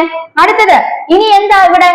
ആകർഷണം കുറയുമ്പോൾ അവർക്ക് എന്താണ്? ചലന സ്വാതന്ത്ര്യം കൂടുന്നു അല്ലെ? അപ്പൊ അവർക്ക് എന്ത് ലഭിക്കും? ഊർജം ലഭിക്കും, ചലിക്കാനുള്ള ഊർജം ലഭിക്കുന്നു. അപ്പൊ ഖരത്തിന് ദ്രാവകത്തിലോട്ട് പോകുമ്പോൾ കണികകളുടെ ഊർജം എന്ത് ചെയ്യുന്നുണ്ട്? ഇൻക്രീസ് ചെയ്യുന്നു, കൂടുന്നു അല്ലെ? എനർജി ഓഫ് പാർട്ടിക്കിൾസ് ഇൻക്രീസസ് അല്ലെങ്കിൽ കൂടുന്നു എന്ന് മനസ്സിലാക്കാം. അപ്പൊ ഇത്രയേ ഉള്ളൂ. ഖരത്തിന് ദ്രാവകത്തിലോട്ട് പോകുമ്പോൾ നമ്മൾ മനസ്സിലാക്കാം ഖരാവസ്ഥയിൽ കണികകൾ വളരെ ചേർന്നാണ് ഇരിക്കുന്നത്. അപ്പൊ ആകർഷബലം കൂടുതലാണ്. അപ്പൊ ദ്രാവകമാകുമ്പോൾ എന്ത് സംഭവിക്കുന്നു? ആകർഷബലം കുറയുന്നു. കണികളുടെ ആകർഷബലം കുറയുന്നു. ഇനി അടുത്തത്, ഖരത്തിന് ദ്രാവകത്തോട്ട് പോകുമ്പോൾ ഇവയ്ക്കിടയിൽ എന്തുണ്ടാകുന്നു? ആകർഷബലം കുറയുമ്പോൾ അവർക്കിടയിൽ സ്പേസ് ഉണ്ടാകുന്നു അല്ലെ? സ്ഥലം വരുന്നു. അപ്പൊ ഡിസ്റ്റൻസ് ബിറ്റ്വീൻ പാർട്ടിക്കിൾസ്, കണികൾ തമ്മിലുള്ള അകലം എന്ത് ചെയ്യുന്നു? അവിടെ കൂടുന്നു, അകലം കൂടുന്നു. അടുത്ത മനസ്സിലാക്കേണ്ടത്, ഈ കണികൾ തമ്മിലുള്ള അകലം കൂടുമ്പോൾ അവർക്ക് എന്ത് ലഭിക്കുന്നു? ചലന സ്വാതന്ത്ര്യം ലഭിക്കുന്നു. കണികൾക്ക് ചലന സ്വാതന്ത്ര്യം. അപ്പൊ മൂവ്മെന്റ് ഓഫ് പാർട്ടിക്കിൾസ് ഇൻക്രീസസ്. ചലന സ്വാതന്ത്ര്യം ലഭിക്കുമ്പോൾ അതിന് എന്തുകൂടെ ഉണ്ട്? ഊർജം ലഭിക്കുന്നുണ്ട് അല്ലെ? എനർജി ഓഫ് പാർട്ടിക്കിൾസ് അവിടെ എന്ത് ചെയ്യുന്നുണ്ട്? കൂടുന്നു. ഊർജം ലഭിക്കുന്നതനുസരിച്ച് എനർജി ഓഫ് പാർട്ടിക്കിൾസും ഇൻക്രീസ് ചെയ്യുന്നു. ഊർജം ലഭിക്കുന്നു. അങ്ങനെ കണികൾക്ക് എന്താണ്? കണികളുടെ ഊർജം കൂടുന്നു. മനസ്സിലായോ? അതാണ് ഖരത്തിന് ദ്രാവകത്തിലോട്ട് പോകുമ്പോൾ മാറ്റം. ഇനി നമുക്ക് അടുത്ത സ്റ്റെപ്പ് നോക്കാം. ഇത്രയും ക്ലിയർ ആണ് മക്കളെ? ഇത് മനസ്സിൽ വെച്ചിരിക്കുക, ഇത് നന്നായി മനസ്സിലാക്കാം. എങ്കിൽ നമുക്ക് അടുത്ത സ്റ്റെപ്പിലോട്ട് പോകാം. ഇനി ഇവിടെ ശ്രദ്ധിച്ച മക്കളെ, ഇനി നമ്മൾ മനസ്സിലാക്കാൻ പോകുന്നത് ദ്രാവകാവസ്ഥയിലിരിക്കുന്ന ഒരു പദാർത്ഥം വാതകാവസ്ഥയിലേക്ക് പോകുന്നു. അതായത് ലിക്വിഡ് സ്റ്റേറ്റ് ഇരിക്കുന്ന ഒരു സബ്സ്റ്റൻസ് ഗേഷ്യസ് സ്റ്റേറ്റിലേക്ക് മാറുന്നു. അപ്പൊ ലിക്വിഡ് ടു ഗ്യാസ്, ലിക്വിഡിന് ഗ്യാസിലോട്ട് മാറുന്നു, ഗേഷ്യസ് അവസ്ഥയിലേക്ക് മാറുന്നു. അപ്പോൾ ഈ പാർട്ടിക്കിൾസിന്റെ മൂവ്മെന്റ് എങ്ങനെയായിരിക്കും? നമ്മളെ പറഞ്ഞ ദ്രാവകമായപ്പോഴേ അവർക്ക് എന്തുണ്ട്? മൂവ്മെന്റ്സ് ഉണ്ട്. അപ്പൊ വാതകമാകുമ്പോൾ അവിടെ സ്പേസ് കൂടുന്നതനുസരിച്ച് മൂവ്മെന്റ്സ് എന്താ? കൂടുകയാണ് ചെയ്യുന്നത് അല്ലെ? അപ്പൊ മൂവ്മെന്റ് ഓഫ് പാർട്ടിക്കിൾസ് അല്ലെങ്കിൽ കണികളുടെ ചലന സ്വാതന്ത്ര്യം വാതകമാകുമ്പോൾ എന്ത് ചെയ്യുന്നു? കൂടുന്നു. വാതകമാകുമ്പോൾ കൂടുന്നു. അപ്പൊ ദ്രാവകത്തിന് വാതകത്തോട്ട് ആകുമ്പോഴും കണികകളുടെ ചലന സ്വാതന്ത്ര്യം കൂടുകയാണ് ചെയ്യുന്നത്. Increases. Movement of particles increases. അടുത്ത മനസ്സിലാക്കേണ്ടത്, പാർട്ടിക്കിൾസിന്റെ മൂവ്മെന്റ് ഇൻക്രീസ് ചെയ്യുന്നത് എന്തുകൊണ്ടാണ്? ഇവയ്ക്കിടയിലെ സ്പേസ് എന്ത് ചെയ്യുന്നു? ഖരത്തിന് ദ്രാവകത്തോട്ട് വന്നപ്പോ കൂടി, അതുപോലെ ദ്രാവകത്തിന് വാതകത്തോട്ട് പോകുമ്പോൾ കുറച്ചും കൂടെ കൂടുകയാണ് ചെയ്യുന്നത് അല്ലെ? അപ്പൊ ഡിസ്റ്റൻസ് ബിറ്റ്വീൻ പാർട്ടിക്കിൾസ് അല്ലെങ്കിൽ കണികൾക്കിടയിൽ അകലം എന്ത് ചെയ്യുന്നുണ്ട്? കൂടുകയാണ് ചെയ്യുന്നത് അല്ലെ? അകലം കൂടുന്നു, ഇൻക്രീസ് ചെയ്യുന്നു. കിട്ടിയ മക്കളെ? അടുത്തത്, ഇവയ്ക്ക് ഈ അകലവും ഇതൊക്കെ കൂടുന്നത് എന്തുകൊണ്ടാണ്? ഇവയ്ക്കിടയിൽ ആകർഷണം കുറയുന്നത് കൊണ്ടാണ് അല്ലെ? അപ്പം ദ്രാവകത്തിന് വാതകത്തോട്ട് പോയപ്പോഴത്തേക്കും കണികളുടെ ആകർഷണം കുറയുന്നു. അപ്പൊ attraction between particles decreases when liquid സ്റ്റേറ്റിൽ നിന്ന് ഗേഷ്യസ് സ്റ്റേറ്റിലോട്ട് പോകുമ്പോൾ. മനസ്സിലായോ? ദ്രാവകത്തെ വാതകത്തിലോട്ട് പോകുമ്പോഴത്തേക്കും കണികകൾക്കുള്ള ആകർഷണം കുറയുന്നു, ഡിക്രീസ് ചെയ്യുന്നു. ഇനി ഇവർക്ക് ആകർഷണ ബലം കുറയുമ്പോഴത്തേക്ക് ഇവർക്ക് എന്ത് സംഭവിക്കും? ചലന സ്വാതന്ത്ര്യം കൂടുന്നു. അപ്പൊ ഇവർക്ക് എന്താണ് ലഭിക്കുന്നത്? ഊർജം ലഭിക്കുന്നു അല്ലെ? ഇപ്പൊ ദ്രാവകത്തിന് വാതകത്തിലോട്ട് പോകുമ്പോൾ കണികൾക്ക് ചലന സ്വാതന്ത്ര്യം കൂടുന്നു. അതനുസരിച്ച് അവർക്ക് എന്ത് ലഭിക്കുന്നു? ഊർജം ലഭിക്കുന്നു അല്ലെ? അപ്പൊ ഇവർക്ക് എന്താണ്? ഇവർക്കുള്ള ഊർജം, കണികളുടെ ഊർജം ദ്രാവകത്തിൽ വാതകത്തോട്ട് പോകുന്നതോടും കൂടുകയാണ് ചെയ്യുന്നത്. എന്റെ മക്കൾക്ക് കിട്ടിയോ ഇത്രയും കാര്യം? ഇത്രയും മനസ്സിലായോ? ഇത് വളരെ എളുപ്പമാണ്. ഒന്നുകൂടെ പറയാനാണെങ്കിൽ, ദ്രാവകത്തിന് വാതകത്തിലോട്ട് പോകുമ്പോഴത്തേക്കും കണികൾക്ക് എന്ത് സംഭവിക്കുന്നു മനസ്സിലാക്കാം. കണികൾക്ക് ചലന സ്വാതന്ത്ര്യം കൂടുന്നു അല്ലെ? Movement of particles increases. ഇനി പാർട്ടിക്കിൾസ് മൂവ്മെന്റ്സ് ഇൻക്രീസ് ചെയ്യുന്ന അർത്ഥമാണ് അതിനിടയിലുള്ള സ്പേസ് ഡിസ്റ്റൻസ് കുറയുന്നു അല്ലെ, ഡിസ്റ്റൻസ് കുറയാണ് ചെയ്യുന്നത്, അല്ല കൂടുകയാണ് ചെയ്യുന്നത് അല്ലെ. അപ്പൊ കണികൾക്കിടയിലുള്ള എന്താണ്, കണികൾക്കിടയിലുള്ള അകലം വർദ്ധിക്കുന്നു. ഇനി അകലം വർദ്ധിക്കുന്നു എന്തുകൊണ്ടാണ്? അവരുടെ അകലയുടെ ആകർഷണം കുറയുന്നതുകൊണ്ടാണ്. അപ്പൊ അട്രാക്ഷൻ പാർട്ടിക്കിൾസ് ഡിക്രീസസ്. ഇനി മനസ്സിലാക്കാം, വാതകത്തിലോട്ട് പോകുമ്പോൾ അട്രാക്ഷൻ കുറയുന്നു, അതുപോലെ ചലനസ്വാതന്ത്ര്യം ലഭിക്കുന്നു. അപ്പൊ അതനുസരിച്ച് കണികൾക്ക് എന്ത് ലഭിക്കുന്നു? ഊർജ്ജം ലഭിക്കുന്നു അല്ലെ. Energy of particles increases. എന്താണ്, ലിക്വിഡിന്റെ ഗ്യാസിലോട്ട് പോകുമ്പോൾ, ദ്രാവകത്തിന് വാതിലോട്ട് പോകുമ്പോൾ പാർട്ടിക്കിൾസിന്റെ എനർജി കൂടുന്നു, അല്ലെങ്കിൽ കണികളുടെ എന്താണ് ഊർജം കൂടുന്നു. ഇത്രയും ക്ലിയർ ആയോ മക്കളെ? ഇത്രയും ക്ലിയർ ആയോ? ഈ ഒരു കാര്യം കൂടെ പഠിക്കുമ്പോൾ നിങ്ങൾക്കത് ക്ലിയർ ആവും. നമുക്ക് നോക്കാം മക്കളെ. നമ്മൾ ഇവിടെ ഒരു കാര്യം മാത്രം ശ്രദ്ധിക്കണം. അടുത്ത് നമ്മള് വാതകത്തിൽ ദ്രാവകത്തിലോട്ടാ പോകുന്നത് അല്ലെ, ഗ്യാസ് ടു ലിക്വിഡിലോട്ടാ പോകുന്നത്. അപ്പൊ അങ്ങനെയാണെങ്കിൽ അപ്പൊ വാതകത്തിൽ നിന്ന് ദ്രാവകത്തിലോട്ട് പോകുമ്പോൾ മൂവ്മെന്റ് ഓഫ് പാർട്ടിക്കിൾസ് അല്ലെങ്കിൽ കണികകളുടെ ചലന സ്വാതന്ത്ര്യം കൂടുകയാണോ കുറയുകയാണോ ചെയ്യുന്ന? വാതകത്തിൽ നിന്ന് ദ്രാവകത്തിൽ പോകുമ്പോൾ ഇതിനെ സംബന്ധിച്ചിടത്തോളം ഇതിന് ദ്രാവകാവസ്ഥയിൽ വരുമ്പോൾ ചലന സ്വാതന്ത്ര്യം കുറയുകയാണ് ചെയ്യുന്നത്. അപ്പൊ ചലന സ്വാതന്ത്ര്യം എന്ത് ചെയ്യുന്നു? ഡിക്രീസ്. എപ്പോഴാ? വാതകത്തിന് ദ്രാവകത്തിലോട്ട് പോകുമ്പോൾ. അടുത്ത ഡിസ്റ്റൻസ് ബിറ്റ്വീൻ പാർട്ടിക്കിൾസ് തമ്മിലുള്ള അകലം വാതക സമേഷ് ദ്രാവകത്തിലോട്ട് പോകുമ്പോൾ എന്ത് സംഭവിച്ചു? വാതകത്തിന് ദ്രാവകത്തിലോട്ട് പോയപ്പോഴത്തേക്കും ഈ പറയുന്ന അവ തമ്മിലുള്ള ദൂരം കുറയുന്നു, അകലം കുറയുന്നു. Distance between particles decreases. അവ തമ്മിൽ അകലം കുറയുന്നു. അടുത്തത് വാതകത്തിന് ദ്രാവകത്തിലോട്ട് പിന്നെ പോകണം. അപ്പോൾ നമ്മൾ പറയുന്നത് മനസ്സിലാക്കേണ്ടത് ഇവ തമ്മിലുള്ള ആകർഷണം അല്ലെ, കണികളുടെ ആകർഷണം ദ്രാവകമായപ്പോൾ കൂടുകയാണ് ചെയ്യുന്നത്. അപ്പൊ attraction of the particles increases. അടുത്ത എന്താ മനസ്സിലാക്കിയത്? ഊർജം അല്ലെ. ഊർജത്തിന്റെ കാര്യം എടുക്കുകയാണെങ്കിൽ വാതകത്തില് കണികൾക്ക് ഊർജം കൂടുതലായിരുന്നു. ഈ ദ്രാവകാവസ്ഥയിലോട്ട് വരുമ്പോൾ അവർക്ക് ഊർജം എന്ത് ചെയ്യുന്നുണ്ട്? കുറയുകയാണ് ചെയ്യുന്നത്. അപ്പം കണികളുടെ ഊർജം വാതകത്തിന് ദ്രാവകത്തിലോട്ട് പോകുന്തോറും കുറയുകയാണ് ചെയ്യുന്നത് മനസ്സിലാക്കുക. ക്ലിയർ ആയ മക്കളെ? അപ്പൊ ഒന്നുകൂടെ പറയാം, വാതകത്തിന്റെ ദ്രാവകത്തിലോട്ട് പോകുമ്പോൾ കണികൾക്കിടയിലുള്ള സ്പേസ് ഡിസ്റ്റൻസ് അകലം എന്ത് ചെയ്യുന്നുണ്ട്? വാതകത്തിന് ദ്രാവകത്തിലോട്ട് പോകുമ്പോൾ അകലം എന്ത് ചെയ്യുന്നു? അകലം കുറയുന്നു അല്ലെ. ഇനി അകലം കുറയുന്നതനുസരിച്ച് ഇവയ്ക്ക് മൂവ്മെന്റ്സ് പാർട്ടിക്കിൾസ് അല്ലെങ്കിൽ കണികകളുടെ ചലനം എന്ത് ചെയ്യുന്നുണ്ട്? കുറയുകയാണ് ചെയ്യുന്നത്. കണികളുടെ ചലനം കുറയുന്നു. ഇവരുടെ ആകർഷണം എന്ത് ചെയ്യുന്നുണ്ട്? വാതകത്തിന് ദ്രാവകത്തിലോട്ട് പോകുമ്പോൾ കണികളുടെ ആകർഷണം കൂടുന്നു.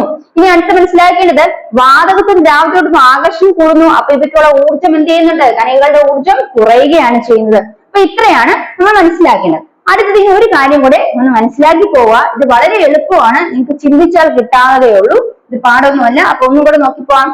അപ്പൊ ഇവിടെ നോക്കിയ മക്കളെ, ഇനി നമ്മൾ മനസ്സിലാക്കാൻ പോകുന്നത് ഒരു ഖരാവസ്ഥയിലിരിക്കുന്ന പദാർത്ഥം വാതകാവസ്ഥയിലേക്ക് പോകുമ്പോൾ എന്തൊക്കെ സംഭവിക്കുന്നതാണ്. അപ്പൊ സോളിഡ് സ്റ്റേറ്റിൽ ഇരിക്കുന്ന ഒരു സബ്സ്റ്റൻസ് ലിക്വിഡ് സ്റ്റേറ്റിലേക്ക് പോകുമ്പോൾ എന്തൊക്കെ സംഭവിക്കുന്നു? നമുക്ക് ആദ്യം മനസ്സിലാക്കേണ്ടത് നമ്മൾ ഖരാവസ്ഥയിലിരിക്കുന്ന സംഭവം വാതകാവസ്ഥയിലേക്ക് പോകും. ഉദാഹരണത്തിന് നമുക്കിപ്പോ ഒരു കർപ്പൂരം എടുക്കാം, ക്യാംഫർ കർപ്പൂരം. അത് കത്തിക്കുമ്പോൾ അത് എന്ത് സംഭവിക്കും? ഖരാവസ്ഥയിലാണ് ഈ കർപ്പൂരം ക്യാംഫർ ഇരിക്കുന്നത്.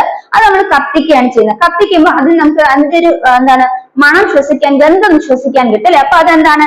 ഖരാവസ്ഥയിലെ പദാർത്ഥം എന്തിലോട്ട് മാറണ? വാതകാവസ്ഥയിലോട്ട് മാറുന്നതാണ് മനസ്സിലാക്കാനുള്ളത്. അപ്പൊ അവിടെ പദാർത്ഥങ്ങൾക്ക് എന്ത് സംഭവിക്കും നമ്മൾ നോക്കാൻ പോകുന്നത് മൂവ്മെന്റ് ഓഫ് പാർട്ടിക്കിൾസ്. ഖരത്തില് ഇവയ്ക്ക് ഈ കണികകൾക്ക് ചലന സ്വാതന്ത്ര്യം ഉണ്ടായിരുന്നോ? ഇല്ല അല്ലെ. വാതകമായപ്പോൾ അത് ഈ കത്തി അതിന്റെ മണം വ്യാപിക്കുന്നതിന് എന്താണ്? അതിന്റെ കണികകൾക്ക് ചലന സ്വാതന്ത്ര്യം ലഭിച്ചു എന്നാണ് മനസ്സിലാക്കാനുള്ളത്. അപ്പം ഇതെന്ത്? കണികളുടെ ചലന സ്വാതന്ത്ര്യം എപ്പോ ലഭിക്കുന്നു? ഖരത്തിന് വാതകത്തിലോട്ട് പോകും. ഖരത്തിന് വാതകത്തിലോട്ട് പോകുമ്പോൾ കണികൾക്ക് ചലന സ്വാതന്ത്ര്യം ലഭിക്കുന്നു. Movement of particles increases. മനസ്സിലായോ? ഇനി മൂവ്മെന്റ് ഓഫ് പാർട്ടിക്കിൾസ് ഇൻക്രീസസ് എന്ന് പറയുമ്പോൾ അവർക്കിടയിൽ എന്തുണ്ടായിരിക്കും? അകലം ഉണ്ടായിരിക്കും അല്ലെ. അപ്പം ഖരത്തിന് വാതകത്തിലോട്ട് പോകുമ്പോൾ കണികൾക്കിടയിൽ അകലം വർദ്ധിക്കുന്നു, അല്ലെങ്കിൽ ഡിസ്റ്റൻസ് ബിറ്റ്വീൻ പാർട്ടിക്കിൾസ് ഇൻക്രീസസ്. മനസ്സിലായോ? അടുത്തത് അട്രാക്ഷൻ ബിറ്റ്വീൻ പാർട്ടിക്കിൾസ്. അപ്പൊ ഇവയ്ക്ക് അകലം വർദ്ധിക്കുന്നു. അപ്പൊ എന്താ സംഭവിക്കുന്നത്? ഖരത്തിന് ദ്രാവകത്തിൽ പോകുമ്പോഴത്തേക്ക് അകലം വർദ്ധിക്കുന്നു. അതിനിടയ്ക്ക് എന്തുണ്ട്? അട്രാക്ഷൻ ആകർഷണം കുറയുകയാണ് ചെയ്യുന്നത് അല്ലെ. അട്രാക്ഷൻ പാർട്ടിക്കിൾസ് ഡിക്രീസ്, അല്ലെങ്കിൽ ആകർഷണം കുറയുന്നു. അടുത്ത മനസ്സിലാക്കേണ്ടത് ഇവയ്ക്ക് ആകർഷണം കുറയുന്നു. ഇവ വാതകത്തിൽ പോകുമ്പോൾ ആകർഷണം കുറയുന്നതുകൊണ്ടാണ് ഇവർക്ക് വളരെ അകലത്തിൽ വ്യാപിക്കാൻ സാധിക്കുന്നത് അല്ലെ. അപ്പൊ വളരെ അകലത്തിൽ വ്യാപിക്കണമെങ്കിൽ അവർക്ക് എന്ത് വേണം? ഊർജം ഉണ്ടാകണം അല്ലെ. അപ്പൊ കണികൾക്ക് എന്തുണ്ടാകുന്നു? ഊർജം കൂടുന്നു. കണികൾക്കിടെ ഊർജം കൂടുന്നു. അപ്പൊ കണികൾക്കിടയിൽ എന്തുള്ള ഊർജം? കണികൾക്ക് ഊർജം കൂടുന്നു. അപ്പൊ ഖരത്തിന് വാതകത്തിലോട്ട് പോകുമ്പോൾ കണികൾക്ക് എന്ത് സംഭവിക്കുന്നു? ഊർജം കൂടുന്നു. അപ്പൊ ഇത്രയും കാര്യം ക്ലിയർ ആയോ? ഇത് ഇത്രയും നമ്മൾ മനസ്സിലാക്കി കഴിഞ്ഞാൽ നമ്മൾ ഇത്രയും നേരം പഠിച്ച കാര്യങ്ങൾ ക്ലിയർ ആയെന്ന് വിശ്വസിക്കുന്നു. ഇത്രയും കാര്യം നമ്മൾ മനസ്സിലാക്കുക. ഇനി അഥവാ നിങ്ങൾക്ക് എന്തെങ്കിലും കൺഫ്യൂഷൻ ഉണ്ടെങ്കിൽ ഒന്ന് റിപ്പീറ്റഡ് ആയിട്ട് ഒന്ന് കേട്ടു നോക്കുക. അതുമല്ല മനസ്സിലായ തീർച്ചയായും ഇത്രയും കാര്യം നമ്മൾ ഒന്നും കൂടെ കേട്ടു നോക്കുമ്പോൾ നിങ്ങൾക്ക് മനസ്സിലാവുന്നതാണ്. അപ്പൊ ഇത് നിങ്ങൾ ഒന്ന് മനസ്സിലാക്കി വെക്കുക. അടുത്ത് നമ്മൾ മറ്റൊരു പോർഷനാണ് പഠിക്കാൻ പോകുന്നത്. ഇത്രയും ക്ലിയർ ആയോ? ക്ലിയർ ആകാത്ത മക്കൾ ഒന്നും കൂടെ ഇത് കേട്ടു നോക്കാം. ഇത് വളരെ സിമ്പിൾ ആണ്, നമുക്ക് പഠിക്കാൻ പറ്റാവുന്നതേ ഉള്ളൂ. നമുക്ക് അടുത്തപ്പോ എന്താണ് പഠിക്കാനുള്ളതെന്ന് നോക്കാം. ഇനി ഇവിടെ ശ്രദ്ധിക്കുക മക്കളെ, ഒരു ചോദ്യത്തില് പദാർത്ഥങ്ങൾക്ക് വ്യാപ്തവും മാസം ഉണ്ടോ എന്ന് തെളിയിക്കുന്ന പരീക്ഷണമാണ് ഇവിടെ ചോദിച്ചിരിക്കുന്നത്. അപ്പൊ ഇവിടെ പദാർത്ഥങ്ങൾക്ക് വ്യാപ്തവും മാസം ഉണ്ടെന്ന് നമ്മൾ പഠിച്ചിട്ടുണ്ട്. ഒരു പരീക്ഷണത്തോടെ നമുക്ക് എങ്ങനെയാണ് തെളിയിക്കാം? അപ്പൊ ഇവിടെ പദാർത്ഥങ്ങൾക്ക് വ്യാപ്തമുണ്ട് എന്ന് നമ്മൾ തെളിയിക്കുന്ന പരീക്ഷണത്തിൽ നമ്മൾ പ്രധാനമായിട്ട് എടുക്കുന്ന എന്തൊക്കെ വസ്തുക്കളാണ് നമ്മൾ എടുക്കുന്നത്? നമ്മളൊരു ഗ്ലാസ് ടംബ്ലർ എടുക്കും അല്ലെ, ഒരു ഗ്ലാസ് ടംബ്ലർ എടുക്കും, പിന്നെ അതുപോലെ ജലം എടുക്കും, അതുപോലെ കല്ല്, നൂല്. എന്തൊക്കെയാണ് പദാർത്ഥങ്ങൾക്ക് വ്യാപ്തമുണ്ടെന്ന് കണ്ടെത്താൻ വേണ്ടിയുള്ള ഒരു പരീക്ഷണത്തിൽ നമ്മൾ ആദ്യം എടുക്കുന്നത് ഗ്ലാസ്. എന്തൊക്കെ നമ്മൾ പരീക്ഷണം എഴുതാൻ പറയുമ്പോൾ നമ്മൾ ആദ്യം എഴുതണം എന്താണ് പരീക്ഷണത്തിന്റെ ലക്ഷ്യം എന്നാണ് ആദ്യം എഴുതുന്നത്. ഒരു പരീക്ഷണം എഴുതാൻ പറഞ്ഞിരിക്കണം പദാർത്ഥങ്ങൾക്ക് നിശ്ചിത വ്യാപ്തമുണ്ടോ അല്ലെങ്കിൽ മാസം ഉണ്ടോ എന്ന് തെളിയിക്കുന്ന പരീക്ഷണം എഴുതാൻ പറയും. അപ്പൊ ആദ്യം പദാർത്ഥങ്ങൾക്ക് വ്യാപ്തവും മാസവും കൊണ്ട് തെളിയിക്കുകയാണ് നമ്മുടെ ലക്ഷ്യം. അതാണ് നമ്മുടെ ലക്ഷ്യം എന്ന് എഴുതേണ്ടത്. അത് നമ്മൾ അത് ലക്ഷ്യം എന്താണ് അത് എഴുതി. അടുത്ത് നമ്മൾ മനസ്സിലാക്കിയത് എന്താണ്? നമ്മുടെ സാമഗ്രികൾ, എന്തൊക്കെ സാമഗ്രികളാണ് നമ്മുടെ എക്സ്പെരിമെന്റിന് യൂസ് ചെയ്യുന്നത്. അപ്പൊ എന്തൊക്കെ സാമഗ്രികളാണ് നമ്മൾ ഉപയോഗപ്പെടുത്തുന്നത്. അപ്പൊ ആദ്യം നമ്മൾ ലക്ഷ്യം എഴുതി, അടുത്ത സാമഗ്രികൾ എഴുതി. അപ്പൊ സാമഗ്രികള് എക്യുപ്മെന്റ്സ്. അപ്പൊ എന്തൊക്കെയാണ് എക്യുപ്മെന്റ്സ് നമ്മൾ ഉപയോഗിക്കുന്നത്? ആദ്യം നമ്മളുടെ ലക്ഷ്യം എന്താണ്, നമ്മുടെ ടാർഗറ്റ് അല്ലെ, നമ്മുടെ എയിം എന്താണ് പദാർത്ഥങ്ങൾക്ക് വ്യാപ്തവും മാസവും ഉണ്ടെന്ന് തെളിയിക്കുക. രണ്ട്, സാമഗ്രികൾ എഴുതുക. എന്താണ് എക്യുപ്മെന്റ്സ്? എന്തൊക്കെ സാമഗ്രികളാണ് നമ്മൾ പരീക്ഷ ഉപയോഗിക്കുന്നത്? ഒരു ഗ്ലാസ് ടംബ്ലർ എടുത്തു, നമ്മുടെ ടെക്സ്റ്റ് ബുക്കിലുള്ള പരീക്ഷണം തന്നെയാണ്, നിങ്ങൾ ശ്രദ്ധിക്കുക. ഒരു ഗ്ലാസ് ടംബ്ലർ എടുത്തു, പിന്നെ കല്ലെടുത്തു, ജലം എടുത്തു, അതുപോലെ നൂലും എടുത്തു. എന്തൊക്കെയാണ്? ഗ്ലാസ് ടംബ്ലർ, സ്റ്റോൺ, വാട്ടർ, അതുപോലെ ത്രെഡ്. ഇത് മൂന്ന് നമ്മൾ എടുത്തു. എന്നിട്ട് അടുത്ത നമ്മൾ എഴുതാൻ പോകുന്നത് പ്രവർത്തന രീതിയാണ്. എന്താണ്? Method of experiment. എങ്ങനെയാണ് എക്സ്പെരിമെന്റ് ചെയ്യുന്നത്? അതാണ് പ്രവർത്തന രീതി, മെത്തേഡ് ഓഫ് എക്സ്പെരിമെന്റ് ആണ്. അവിടെ നമ്മൾ എഴുതാൻ പോകുന്നത് ഒരു ഗ്ലാസ് ടംബ്ലറിൽ പകുതി ഭാഗം ജലം നിറയ്ക്കുക. അപ്പൊ fill the glass tumbler with half with water. Fill the glass tumbler half with water. അതായത് ഒരു ഗ്ലാസ് ടംബ്ലർ എടുത്തിട്ട് അത് പകുതി ജലം നിറയ്ക്കുക. അതിനുശേഷം നൂല് കെട്ടിയ ഒരു കല്ല് ടംബ്ലറിൽ ജലത്തിലേക്ക് താഴ്ത്തുക. Now dip a stone that is a stone tied with a tied stone. That is, dip a tied stone within the glass tumbler. Glass ടംബ്ലറിലേക്ക് ഒരു ടൈ ചെയ്ത ഒരു സ്റ്റോണിനെ നമ്മൾ ഇറക്കി വെക്കും, ഡിപ്പ് ചെയ്യും. നൂല് കെട്ടിയ dip a stone tied with a thread into the glass tumbler. Take a glass tumbler, fill half of the glass tumbler with water, then dip a stone tied with a needle within the glass tumbler. Take a എന്താണ് ആദ്യം നമ്മൾ ഒരു glass tumbler എടുക്കുക. Take a glass tumbler, fill half of the glass tumbler with water. Now tie a stone, ഒരു സ്റ്റോണെ tie ചെയ്യുക. Tie it with a thread and tie a stone with a thread. Then dip the particular stone, dip the stone within the glass tumbler. ആ glass ടംബ്ലറിലേക്ക് സ്റ്റോണിനെ നമ്മൾ താഴ്ത്തി വെക്കണം. മനസ്സിലായി? ജലത്തിലേക്ക് ടംബ്ലറിലെ ജലത്തിലേക്ക് നമ്മൾ ഈ കല്ലിനെ മുക്കുന്നു, താഴ്ത്തുന്നു. What happened to the level of water within the tumbler? അവിടെ ജലനിരപ്പിന് അല്ലെങ്കിൽ ജലനിരപ്പിന് എന്തെങ്കിലും വ്യത്യാസം വന്നോ? ടംബ്ലറിലെ ജലനിരപ്പിന് വ്യത്യാസം വന്നോ? വാട്ടർ ലെവൽ എന്ത് സംഭവിച്ചു? നമുക്ക് നോക്കാം. അപ്പൊ നിരീക്ഷണം, ഒബ്സർവേഷൻ. അപ്പൊ നമ്മൾ പരീക്ഷണ രീതിയിൽ എഴുതണം എന്തൊക്കെ സാധനങ്ങളാണ് എടുത്തത്, അത് സാമഗ്രികളുടെ കുറിച്ച്. ആദ്യം നമ്മൾ എന്ത് പരീക്ഷണം നമ്മുടെ ലക്ഷ്യം എഴുതും. പരീക്ഷണം ആദ്യം നമ്മുടെ ലക്ഷ്യം എഴുതണം. എന്താണ് ലക്ഷ്യം? പദാർത്ഥങ്ങൾക്ക് മാസോ വ്യാപ്തം ഉണ്ടോ എന്ന് തെളിയിക്കുക. രണ്ട്, സാമഗ്രികൾ, നമ്മൾ എക്യുപ്മെന്റ്സ് എടുക്കുന്നു അല്ലെ, അങ്ങനെ എക്യുപ്മെന്റ്സ് ആദ്യം എയിം എഴുതി. രണ്ട്, എക്യുപ്മെന്റ്സ് അല്ലെങ്കിൽ സാമഗ്രി, എന്തൊക്കെ വസ്തുക്കളാണ് ഈ പരീക്ഷണത്തിൽ ഉപയോഗിക്കുന്നത്, അതാണ് എക്യുപ്മെന്റ്സ് അല്ലെങ്കിൽ സാമഗ്രികളുടെ സ്ഥാനത്ത് എഴുതുന്നത്. ഇവിടെ നമ്മൾ ഗ്ലാസ് ടംബ്ലർ, അതുപോലെ ജലം എടുത്തു, കല്ലെടുത്തു, പിന്നെ നൂലെടുത്തു അല്ലെ. ഇനി രണ്ടാമത് പരീക്ഷണ രീതി അല്ലെങ്കിൽ മെത്തേഡ് ഓഫ് എക്സ്പെരിമെന്റ്. എന്താണ് ഫസ്റ്റ് ചെയ്യുന്നത്? ആദ്യം നമ്മൾ ഗ്ലാസ് ടംബ്ലർ എടുത്തു, ആ ഗ്ലാസ് ടംബ്ലറിലേക്ക് പകുതിയോളം വെള്ളം നിറച്ചു. അതിനുശേഷം അതിലേക്ക് നമ്മൾ എന്ത് ചെയ്യുന്നു? ഒരു നൂല് കെട്ടിയ കല്ല് താഴ്ത്തുന്നു. ഇനി നമ്മൾ നോക്കുകയാണ് ആ ജലനിരപ്പിന് എന്തെങ്കിലും സംഭവിച്ചു, ജലനിരപ്പിന് മാറ്റം സംഭവിച്ചു, ഇതാണ് നമ്മൾ നോക്കാൻ പോകുന്നത്. അപ്പം fill the glass tumbler half with water അല്ലെ, ഗ്ലാസ് ടംബ്ലർ എടുത്ത് അത് ഹാഫ് വെള്ളം നിറയ്ക്കുക. ഇനി then dip a stone, first tie a stone with a thread. ആദ്യം സ്റ്റോണിനെ ത്രെഡ് കൊണ്ട് ടൈ ചെയ്യാം. then dip the stone within the glass tumbler. Now observe the level of water. എന്താണ് observation? Observation എഴുതാൻ വേണം നമ്മൾ നമ്മൾ നിരീക്ഷണം. എന്താണ് കണ്ടത്? കല്ല് ജലത്തിൽ താഴ്ത്തപ്പോൾ ജലനിരപ്പ് എന്ത് സംഭവിച്ചു? ജലനിരപ്പ് ഉയർന്നു അല്ലെ. കല്ല് ജലത്തിലേക്ക് താഴ്ത്തിയപ്പോൾ ജലനിരപ്പ് ഉയർന്നു. So when we dip the stone in the glass tumbler, the water level increases. When we dip the stone in the glass tumbler, the water level increases. കല്ല് ജലത്തിൽ താഴ്ത്തിയപ്പോൾ എന്ത് സംഭവിച്ചു? വാട്ടർ ടെമ്പിളിലെ വെള്ളത്തിലേക്ക് കല്ലിട്ടപ്പോൾ ജലനിരപ്പ് ഉയർന്നു, വാട്ടർ ലെവൽ ഇൻക്രീസസ്. ഇനി observation ആണ്. ഇനി അതിന് ഇൻഫറൻസ്, നിഗമനം. എന്ത് നിഗമനത്തിൽ നമ്മൾ എത്തി? കല്ല് വെള്ളത്തിൽ ഇട്ടപ്പോൾ അത് അപ്പോൾ ജലനിരപ്പ് വരുന്നു എന്ന് പറഞ്ഞാൽ കല്ലിന് ആവശ്യമായിട്ടുള്ള സ്ഥലത്ത് നിന്ന് വെള്ളം എന്ത് ചെയ്തു? മാറിക്കൊടുത്തു അല്ലെ? കല്ലിനിരിക്കാനുള്ള സ്ഥലത്ത് നിന്ന് വെള്ളം മാറി. അതുകൊണ്ടാണ് എന്ത് സംഭവിച്ചത്? ആ വെള്ളം പുറത്തേക്ക് പോയത്. അല്ല നമ്മൾ അഡീഷണൽ വെള്ളം ഒഴിച്ചു കൊടുത്തോ? ഇല്ല. ഉള്ള വെള്ളമാണ് എന്ത് ചെയ്തത്? മുകളിലേക്ക് ഉയർന്നത്. അതിനർത്ഥം എന്താണ്? കല്ലിനിരിക്കാനുള്ള സ്ഥലം ജലം മാറിക്കൊടുത്തു അല്ലെ? ജലം കുറച്ച് നീങ്ങിയപ്പോഴാണ് കല്ല് അവിടെ ഇരിക്കാനുള്ള സ്ഥലം കിട്ടിയത് എന്ന് മനസ്സിലാക്കുക. അപ്പൊ കല്ലിന് സ്ഥിതി ചെയ്യാൻ എന്ത് ആവശ്യമുണ്ട്? കല്ലിന് സ്ഥിതി ചെയ്യാൻ സ്ഥലം ആവശ്യമുണ്ട്. So the stone requires space അല്ലെ? The stone requires space. Stone need space to space. എന്താണ്? സ്റ്റോണിന് സ്പേസ് ആവശ്യമുണ്ട്. അതായത് കല്ലിന് സ്പേസ് ആവശ്യമുണ്ടെന്ന് പറഞ്ഞാൽ കല്ലെന്ന് പറയുന്ന ഒരു മാറ്റർ ആണ്. അപ്പൊ അതിന് എന്തുണ്ട്? അതിന് എന്ത് ആവശ്യമുണ്ട്? സ്പേസ് ആവശ്യമുണ്ട്. അതുപോലെ അതിന് എന്തുണ്ട്? വ്യാപ്തമുണ്ട്. അപ്പൊ കല്ലിന് സ്പേസ് ആവശ്യമുണ്ട്. ആ കല്ലിന് സ്പേസ് ആവശ്യമുണ്ട്. കല്ലെവിടെ ഇരുന്ന് അത്രയും വ്യാപ്തത്തിനുള്ള വെള്ളമാണ് എന്ത് ചെയ്ത് മുകളിലേക്ക് ഉയർന്നത്. അപ്പൊ കല്ലിന് എന്തുണ്ട്? കല്ലിന് വ്യാപ്തമുണ്ട്. കല്ലിന്റെ വ്യാപ്തത്തിനുള്ള അളവിലുള്ള വെള്ളമാണ് എന്ത് ചെയ്തത്? മുകളിലേക്ക് ഉയർന്നത്. അപ്പൊ അതെന്ത് മനസ്സിലാക്കാം? കല്ലിന് വ്യാപ്തമുണ്ട്. അപ്പൊ കല്ലിന് എന്തുണ്ട്? വോളിയം ഉണ്ട്. മനസ്സിലായോ? പദാർത്ഥമാണ് കല്ല്. കല്ലിന് എന്തുണ്ട്? വോളിയം ഉണ്ട്. ഇവിടെ പരീക്ഷണം എന്താണ്? പരീക്ഷണത്തിലും വ്യാപ്തവും മാസമാണ് തെളിയിക്കാൻ പറഞ്ഞത്. പദാർത്ഥങ്ങൾക്ക് വ്യാപ്തവും മാസവും തെളിയിക്കാന്ന് പറഞ്ഞു. നമ്മൾ എടുത്ത സാമഗ്രികള് ഗ്ലാസ് ടംബ്ലർ, കല്ല്, ജലം, നൂല്. ഇനി പ്രവർത്തന രീതി എന്താണ്? ഒരു ഗ്ലാസ് ടംബ്ലറിലേക്ക് നമ്മൾ പകുതി ഭാഗം വെള്ളം ഒഴിക്കുന്നു. അതിനുശേഷം ഈ നൂലിൽ കെട്ടിയ കല്ലിനെ ഗ്ലാസ് ടംബ്ലറിലേക്ക് താഴ്ത്തുന്നു. എന്ത് സംഭവിച്ചു? കല്ല് താഴ്ത്തിയ ഉടനെ തന്നെ ഗ്ലാസ്സിൽ ജലനിരപ്പ് ഉയർന്നതായിട്ട് കാണാൻ സാധിച്ചു. അപ്പൊ ഒബ്സർവേഷൻ ആണ് അവിടെ നമ്മൾ എഴുതാറുള്ളത്. അതായത് നിരീക്ഷണം. അടുത്ത നിഗമനത്തിൽ നമ്മൾ എന്ത് നിഗമനത്തിലെത്തി? കല്ല് ജലത്തിലേക്ക് ടംബ്ലറിലേക്ക് കല്ലിനെ താഴ്ത്തിയപ്പോ എന്ത് സംഭവിച്ചു? കല്ലിന് ഇരിക്കാനുള്ള സ്ഥലത്തിന് ആവശ്യമായിട്ടുള്ള വെള്ളമാണ് അവിടുന്ന് മാറിയത് അല്ലെ? അപ്പൊ കല്ലിന് എന്തുണ്ട്? കല്ലിന് ഇരിക്കാൻ സ്ഥലം ആവശ്യമുണ്ട്. അതിനനുസരിച്ചുള്ള വെള്ളമാണ് മുകളിലോട്ട് മാറിയത്. അതിനനുസരിച്ചാണ് അവിടെ ജലനിരപ്പ് ഉയർന്നത്. അപ്പൊ കല്ലിന് എന്തുണ്ട്? നിശ്ചിത വ്യാപ്തമുണ്ട്. കല്ലിന് നിശ്ചിത വ്യാപ്തമുണ്ട്. നമ്മൾ മനസ്സിലായോ?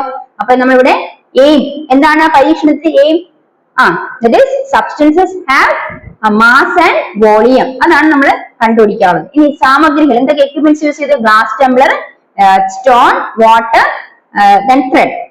Then പ്രവർത്തന രീതി അല്ലെങ്കിൽ മെത്തേഡ് ഓഫ് എക്സ്പെരിമെന്റ് എന്താണ്? Take a glass tumbler, fill half of it with water, then dip a tied stone in the glass tumbler. What happens to the water level within the glass tumbler? അപ്പൊ observation. The level of water in the glass tumbler increases. എന്താണ്? അതാണ് കാണാൻ സാധിച്ചത് അല്ലെ? That is when the stone was dipped within the glass tumbler, the level in the water level increases. Then inference, നിഗമനം. എന്ത് നിഗമനം വെച്ചത്? That the stone requires space അല്ലെ? Stone requires space. That means the stone has volume. കല്ലിന് എന്തുണ്ട്? വ്യാപ്തമുണ്ട്. അതാണ് നമ്മൾ മനസ്സിലാക്കിയത്. രണ്ടാമതൊരു പരീക്ഷണത്തില് നമ്മൾ എന്താണ്? വായുവിന് ഭാരമുണ്ടോ എന്നാണ് തെളിയിക്കുന്നത്. രണ്ടാമത്തെ പരീക്ഷണത്തിൽ ആദ്യം നമ്മൾ കല്ലിന് വ്യാപ്തമുണ്ട് അല്ലെങ്കിൽ മാസം ഉണ്ടെന്നാണ് ഇവിടെ തെളിയിച്ചത്. അടുത്ത എന്താ മനസ്സിലാക്കിയത്? വായുവിന് ഭാരമുണ്ടോ എന്ന് തെളിയിക്കാൻ വേണ്ടി നമ്മൾ പരീക്ഷണം നടത്തുക. പരീക്ഷണം എന്ന് പറഞ്ഞാൽ വായുവിന് ഭാരമുണ്ടോ എന്ന് തെളിയിക്കാം. അവിടെ നമ്മൾ ഉപയോഗിക്കുന്ന സാമഗ്രികൾ അല്ലെങ്കിൽ എക്യുപ്മെന്റ്സ് എന്ന് പറയുന്നത് 30 സെന്റിമീറ്റർ നീളമുള്ള സ്കെയില്. നമ്മൾ ഉപയോഗിക്കുന്നത് സ്കെയിൽ 30 സെന്റിമീറ്റർ നമ്മൾ മെറ്റൽ സ്കെയിൽ. പിന്നെ 2 ബലൂണുകൾ എടുക്കുന്നു. അതുപോലെ സൂചിയും പിന്നെ സെല്ലോ ടേപ്പും എടുത്തു. അപ്പം എന്തൊക്കെയാണ് നമ്മൾ അടുത്ത പരീക്ഷണം എന്ന് പറയുന്നത്? എന്താണ് നമ്മളവിടെ ലക്ഷ്യം? എയിം എന്താണ്? To find out whether the gas has mass. Gas has mass അല്ലെങ്കിൽ എയറിന് mass. Find where air or gas has mass അല്ലെ? എയർ അല്ലെങ്കിൽ ഗ്യാസിന് മാസ് ഉണ്ടെന്ന് കണ്ടുപിടിക്കുന്നു. അതിന് ഫസ്റ്റ് നമ്മൾ എക്യുപ്മെന്റ്സ് എടുക്കുന്നത് ഒരു 30 centimetre long metre scale, then 2 balloons, 1 needle and a cello tape. മനസ്സിലായോ? ഒരു 30 centimetre scale, 30 centimetre long scale, 2 balloons, then 1 needle and 1 cello tape. Then പ്രവർത്തന രീതി അല്ലെങ്കിൽ ഒരു മെത്തേഡ് ഓഫ് എക്സ്പെരിമെന്റില് നമ്മൾ എന്ത് ചെയ്യുന്നത്? 30 സെന്റിമീറ്റർ നീളം ഒരു സ്കെയിൽ എടുത്ത് അതിന്റെ ഇരുവശങ്ങളിലും വായു നിറച്ച ഓരോ ബലൂണുകൾ തൂക്കിയിടുക. അപ്പൊ എന്താണ്? 30 സെന്റിമീറ്റർ നീളമുള്ള സ്കെയിൽ എടുക്കുക. Take that 30 centimetre long scale, then keep 2 balloons on each side of the scale. ആദ്യം എന്ത് ചെയ്യണം, 30 സെന്റിമീറ്റർ നീളം ഒരു സ്കെയിൽ എടുത്തു, അതിന് ഇരുവശങ്ങളും വായു നിറച്ച ഓരോ ബലൂണുകൾ തൂക്കിയിടുക. അപ്പൊ take 30 centimeter long scale, then hang 2 balloons filled with air. അപ്പൊ എയർ നിറച്ച് വായു നിറച്ച് 2 ബലൂൺസ് അതിന് എന്താണ് take 2 balloons, so hang 2 balloons എങ്ങനെയാണ്, on either side of the scale. Take 30 centimeter scale, then take 2 balloons filled with air, then hang the 2 balloons on either side of the scale. മനസ്സിലായി? ആദ്യം take 30 centimeter long scale, then take 2 balloons, fill it with air, then hang the 2 balloons on each side of the scale. Now ഇനി അടുത്ത് ചെയ്യാനുള്ളത് ഒരു ബലൂണിൽ Cello ടേപ്പിന്റെ ഒരു കഷ്ണം ഒട്ടിച്ചു വെക്കുക. Now you have to fix or affix a cello tape on any balloon. തന്നിരിക്കുന്ന on any balloon, ഏത് ബലൂണിലും ഒരു സെല്ലോ ടേപ്പ് ഒട്ടിച്ചു വെക്കുക. Now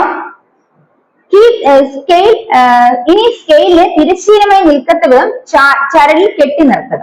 Now we have to എന്താണ് with the help of a thread, ഒരു ത്രെഡ് ഉപയോഗിച്ച് നമ്മൾ എന്ത് ചെയ്യും, ഈ സ്കെയിലിനെ സസ്പെൻഡ് ചെയ്യും, അതായത് ഒരു ബാലൻസ് പൊസിഷനിലാക്കി വെക്കും. ഒരു ത്രെഡ് ഉപയോഗിച്ച് സ്കെയിലിന് എന്ത് ചെയ്യും, ബാലൻസ് പൊസിഷനിൽ വെക്കും. മനസ്സിലായോ? എങ്ങനെയാണ്? ഇതുപോലെ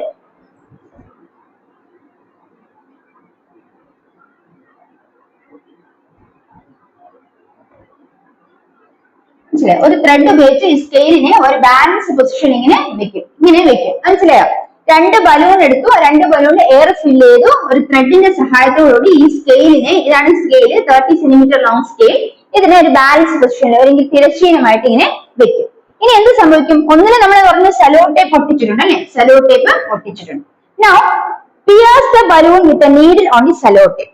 Now pierce the balloon, ഈ ബലൂണിൽ പിയേഴ്സ് ഒരു ദ്വാരം ഇടുക. Now pierce the balloon with a needle, ഒരു നീഡിൽ വെച്ച് ഈ ബലൂണിൽ ദ്വാരം ഇടുക. എവിടെയാണ്? ഈ സെല്ലോ ടേപ്പിൽ ഒരു ദ്വാരം ഇടുക. സെല്ലോ ടേപ്പിൽ ഒരു ദ്വാരം. Now pierce the balloon with a needle on the cello tape. അതായത് സെല്ലോ ടേപ്പ് വെച്ചിരുന്ന ബലൂണിൽ നമ്മളൊരു ദ്വാരം ഇടുന്നു. ഇനി എന്ത് സംഭവിക്കുന്നു? The balloon will slowly what happens to the ദ്വാരം ഇട്ടല്ലേ, ദ്വാരം ഇട്ട സമയത്ത് ഈ ബലൂൺ എന്ത് സംഭവിക്കുന്നു?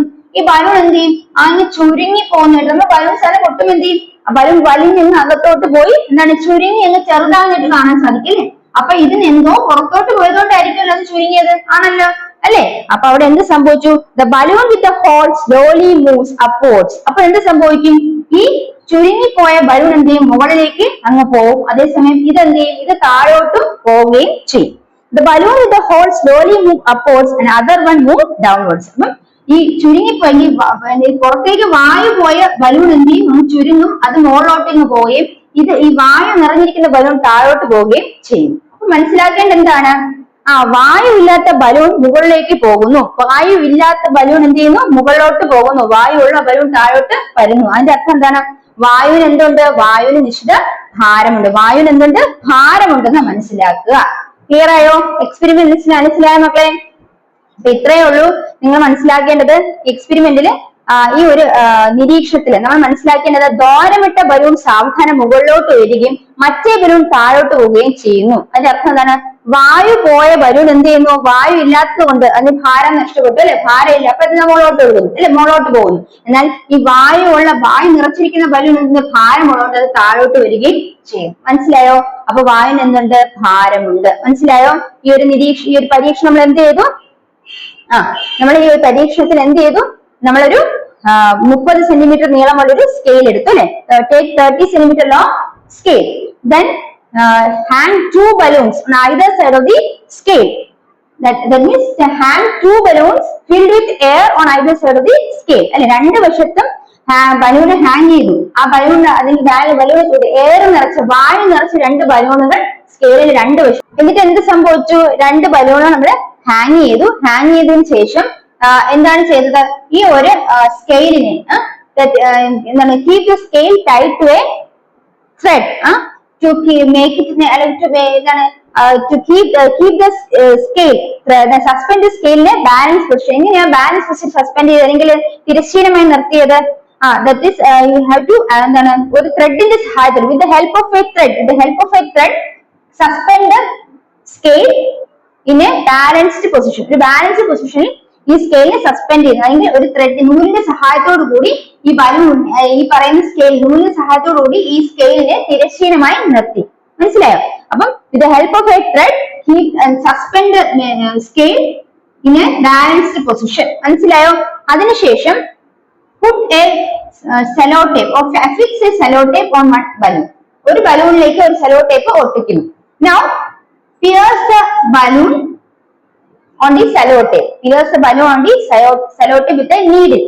ആ സെലോ ടേപ്പ് ഉള്ള ബലൂണിൽ ഒരു നീഡിൽ വെച്ച് നമ്മൾ ദ്വാരമിടും. What happens? എന്ത് സംഭവിക്കുന്നു? അപ്പൊ ഒബ്സർവേഷൻ നമ്മൾ എഴുതുന്നത്, നിരീക്ഷണത്തിൽ എഴുതാറുള്ളത് the balloon with the cello tape moves upwards whereas the other balloon moves downwards. അതായത് സെലോ ടേപ്പ് ഒട്ടിച്ചത് അല്ലെങ്കിൽ ദ്വാരം ഉണ്ടായ ബലൂൺ എന്ത് മോളോട്ട് വരികയും ദ്വാരമില്ല അല്ലെങ്കിൽ ദ്വാരം ഒട്ട ബലൂണാണ് മുകളോട്ട് വരുന്നത്, മറ്റേ ബലൂൺ താഴോട്ട് വരികയും ചെയ്യുന്നു. അപ്പൊ എന്താണ് ഇൻഫറൻസ് അല്ലെങ്കിൽ നിഗമനം? വായുവിന് വ്യാപ്തമുണ്ട്. അതായത് ഈ ബലൂണിൽ നിന്ന് ഒരു ദ്വാരം വിട്ടപ്പോൾ എന്ത് സംഭവിച്ചു? വായു പുറത്തേക്ക് പോവുകയാണ് ചെയ്തത്. വായു പുറത്തേക്ക് പോയ സമയത്ത് ഇതിന് എന്ത് സംഭവിച്ചു? ഇതിന് ഭാരം കുറഞ്ഞു. ഭാരം കുറഞ്ഞ വസ്തു ആയതുകൊണ്ട് ഇതെന്ത് ചെയ്തത്? മുകളിലേക്ക് ഉയർന്നു പോയി. എന്നാൽ ഭാരം കൂടിയ ബലൂൺ എന്ത് ചെയ്തു? താഴെ തന്നെ ഇരുന്നു. അപ്പൊ വായുവിന് ഭാരമുണ്ടെന്ന നിരീക്ഷണമാണ് നമ്മളിവിടെ ആ ഒരു നിഗമനത്തിലാണ് നമ്മൾ എത്തിയത്. അപ്പൊ ആ രണ്ട് എക്സ്പെരിമെന്റ് നിങ്ങൾ മനസ്സിലാക്കി വെക്കുക. അടുത്തത് നമ്മളൊരു പട്ടിക പൂർത്തിയാക്കലാണ്. അവിടെ നമ്മൾ നോക്കാം എങ്ങനെയാണ് നമ്മൾ ഈ പട്ടിക പൂർത്തിയാക്കുന്നത്, എന്താണ് അവിടെ ചോദിച്ചിരിക്കുന്നത് നോക്കാം.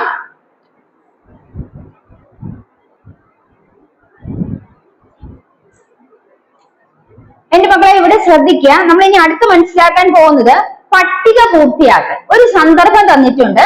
അപ്പൊ ആ ഒരു സന്ദർഭത്തിൽ നമ്മൾ എങ്ങനെയാണ് പദാർത്ഥങ്ങളെ വേർതിരിക്കുന്നത്, എന്തുപയോഗിച്ചാണ് പദാർത്ഥങ്ങൾ വേർതിരിക്കപ്പെടുന്നത്? അപ്പൊ സന്ദർഭം ഇതാണ്. ചായയിൽ നിന്നും ചായച്ചണ്ടി.